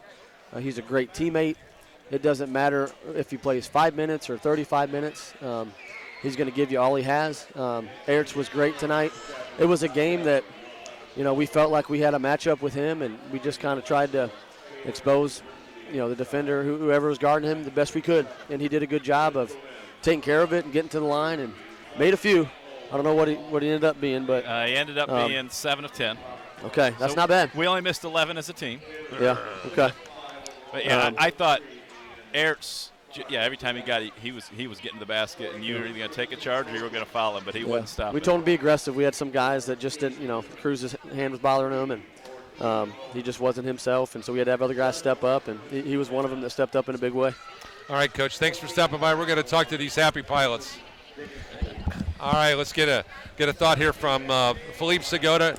All right, we're going to work. We're going to work on free throws with Philippe, aren't we? You and I are going to shoot some free throws. All right, we got this. I'm working on that every day, but lately I've been shooting really poor. All right. I don't know. I think you need to go deeper on your bends with your knee. You need more lower body going through the top of the body. Yeah. That's a simple rule. If it doesn't go over the rim, it's not going through the rim, and you kept hitting front. But you hit the big one. That's all that matters. Yeah, right? I guess. So what were you thinking when you were up there with an opportunity to win it or tie it? What was the first thing that you were thinking of? So definitely that's my biggest moment in my life and in my basketball career. And the thing I thought is that lately I've been shooting really poor free throws. I'm shooting it every day in practice, and after practice I'm staying like 1 hour, an hour and a half. But it just... Keep shooting them, man. Yes, I know. It'll happen. I mean, the same thing with Nate. Nate made some big free throws tonight too. But if you were thinking about not shooting well. Yeah, I know. And you hit the toughest one. It's easy to hit the first one, but when you miss that first one, it multiplies. And I missed today. I missed like how many 3-4 free throws before that. So Yeah, but definitely I will learn from this. This is But you like big learning experience for me. You played a great game. I told Paul I'm gonna start selling 45 jerseys before the game and make a little extra money because everybody loves you now. Yeah. Keep it up, man. Congratulations. Thank you. I All right, appreciate it. Let's get some thoughts now here from Nathan Ertz. Nathan with a great opportunity. Would you have him 7 for 10 on the day, Mark? 7 for 10 from the foul line. 5 of 8 from the field. 17 points today, and from the first time you touched it, I said you were getting your head down and getting to the basket. They were either drawing a charge or fouling you, and I loved it. Of course. Yeah, I mean, I saw the mismatch. They put a guard on me, small guard early, and you just got to take advantage of that, and we kind of saw it throughout the game. And he had a couple good drives. Cruz had a couple good. Everyone had their fair share. It just ended up in my hands. So many bigs are content dribbling around, but you turn that corner. I love the way you stay low, you turn that corner. Keep that up, my man. Thank you. Give us your thoughts on how important this win is moving forward in this great conference. And are you surprised at how good this conference is? I mean, no. I mean, just coming in here, I've heard the things about this conference, so it wasn't really any surprise. But I think this win, just same as everyone, we got to take it and move on to the next game. So. All right, well, go get him. Let's get a thought here from Double G here now. And job, Nathan. Congratulations, Nathan, on a great win here tonight. Let's get some thoughts here from Grant Galon. Grant, and I'm going to write this down. Mark, how are we doing? Here, first doing of all, better when you shoot the ball like that. right. Here's the key play. He wins a jump ball, 50-50 ball with 1:21 to go in the overtime. And I thought with that, Pilots had possession. Then they come down and Nate knocked down a couple free throws. But I thought that was far more important than any three-point basket he's made since he's been on this campus, and he's made a lot of them. Yeah, and I thought you hit the glass hard all night long, and I respect that because, I mean, shooters are going to shoot. We know you're a great shooter, but it was key tonight. Yep. Every night, got to find ways to contrip. Even if the three ain't falling, or when it is falling, makes it even better, right? Yep. Give us an idea of what you think of the league now that you've played 3 games, and you better have a strong heart, right? It's fun. Yeah, I'll tell you what, it's fun. But I mean, every game, comes down to the wire, and I mean, we're just luckily we got Cruz on our side, and a lot of people praying. So I mean, it's been fun though. Give us your thought moving forward, where you guys are at. Do you like where you're at right now? Oh, yeah. I mean, how could you not? But, I mean, if we just keep on getting better every day, practice. Coach Draven's doing a great job. And, like I said, we feel like we could win any game, in the league. And, when we got Cruz playing like he is, the dude's just insane. So, I mean, we think we could win any game. What was the over-under on Coach Draven getting a technical foul before his 15th game? I don't know. But, I mean, we're fiery over here, and we got a lot of heart. And, it's just an emotional game when the refs are, on our tail, and it's close like that. I mean, it gets intense. So I love the fact Travion's dropped, back-to-back game winners. Yep. 8 seconds to go, we're down 3, and he's got the ball. And I think myself, everybody in the gym's thinking, oh, it's Travion time. Yep. Forget the fact that you've already knocked down 5 or 6, and you set that screen and pop and drain a big shot. 10 seconds to go in the game is when it was right there, 79-79. So I think how that's many times huge. have you practiced that back home in Crown Point, Indiana? Too many. But, I mean, he put the ball right where it needed to be, and, I'm just lucky, thankful it went in. So keep up the great work, man. Appreciate it. Thank you, guys. Once again, Double G with a big shot there, and the Pilots win the game. You're going to go through our final stats, and we'll wrap it up here. I can do that. The visitors were 31 of 81, 38%, 9 of 35 from downtown, 26%, 16 of 24 from the foul line, 67%. They had 45 rebounds, 8 on the offensive end, 13 assists, 10 turnovers. Hubbard, 19 points, 15 boards. McLeod grabbed 5 rebounds. Pena, 25.7 boards. Ryan Robinson, 17 points. Degenkolb, 14 points, 4 rebounds. Keegan Owen, 4 points, 3 rebounds. I got a big guy putting his hand in the way of these stats. That's the big man. Keegan Owen, Sorry, 3 Coach, points, didn't mean to 2 rebounds. That's okay. Vinny Miranda, 7 points, 2 rebounds. And Cade Newbert had 2 points. The Pilots were 32 of 73, 44%, 8 of 30 from three-point range, 27%, 22 of 33 from the foul line, 67%, 54 rebounds, 11 on the offensive end, 15 assists, 11 turnovers. Gavin Rassler, 0 points, but 7 big rebounds and 2 steals. Maxwell Newman, 6 points, 3 rebounds. Travion Cruz, on an off night, 14 points, 10 rebounds, 4 assists. Jared Dehart, 10 points, 2 rebounds, 3 dimes. Grant Galon, 24 points, 11 rebounds, 3 assists, and a steal. Dylan Sheehy Giuseppe, 2 rebounds, Keontae Jenkins, 15 points, 4 rebounds, and only played 17 minutes. Life Granville came in and grabbed a rebound. Nathan Ertz, 17 points, 3 rebounds. And the big fella, Felipe Segura, 8 points, 7 rebounds, 4 offensive rebounds, 2 assists in 24 minutes. Once again, that's going to do it for the broadcast here today. And once again, a special thanks to everybody. So the 66 meeting all time between the Pilots and the Trojans goes the way of the team wearing the gray tonight. The Pilots now improve their advantage 36-30. And, of course, now 25-8 here at home. And for the Pilots here now at the Camp Athletics Center on Mike Lightfoot Court, 247 wins against 71 losses. The Pilots won a school's 1,289th win and their 332nd wins in the history of the Crossroads League. A overtime thriller by the count of 94-87. Pilots improved 11-0, 5-0 here at home, and of course 3-0 in the Crossroads League. Taylor falls to 6-5, 0-3 in the league, and 4-1 on the road. For Coach Mark Gardner, for Tiny Country, and for all of us here at the Regional Radio Sports, I'm Paul Country. God bless you all. Semper Fidelis. Good night, everyone. To a life of courage and a commitment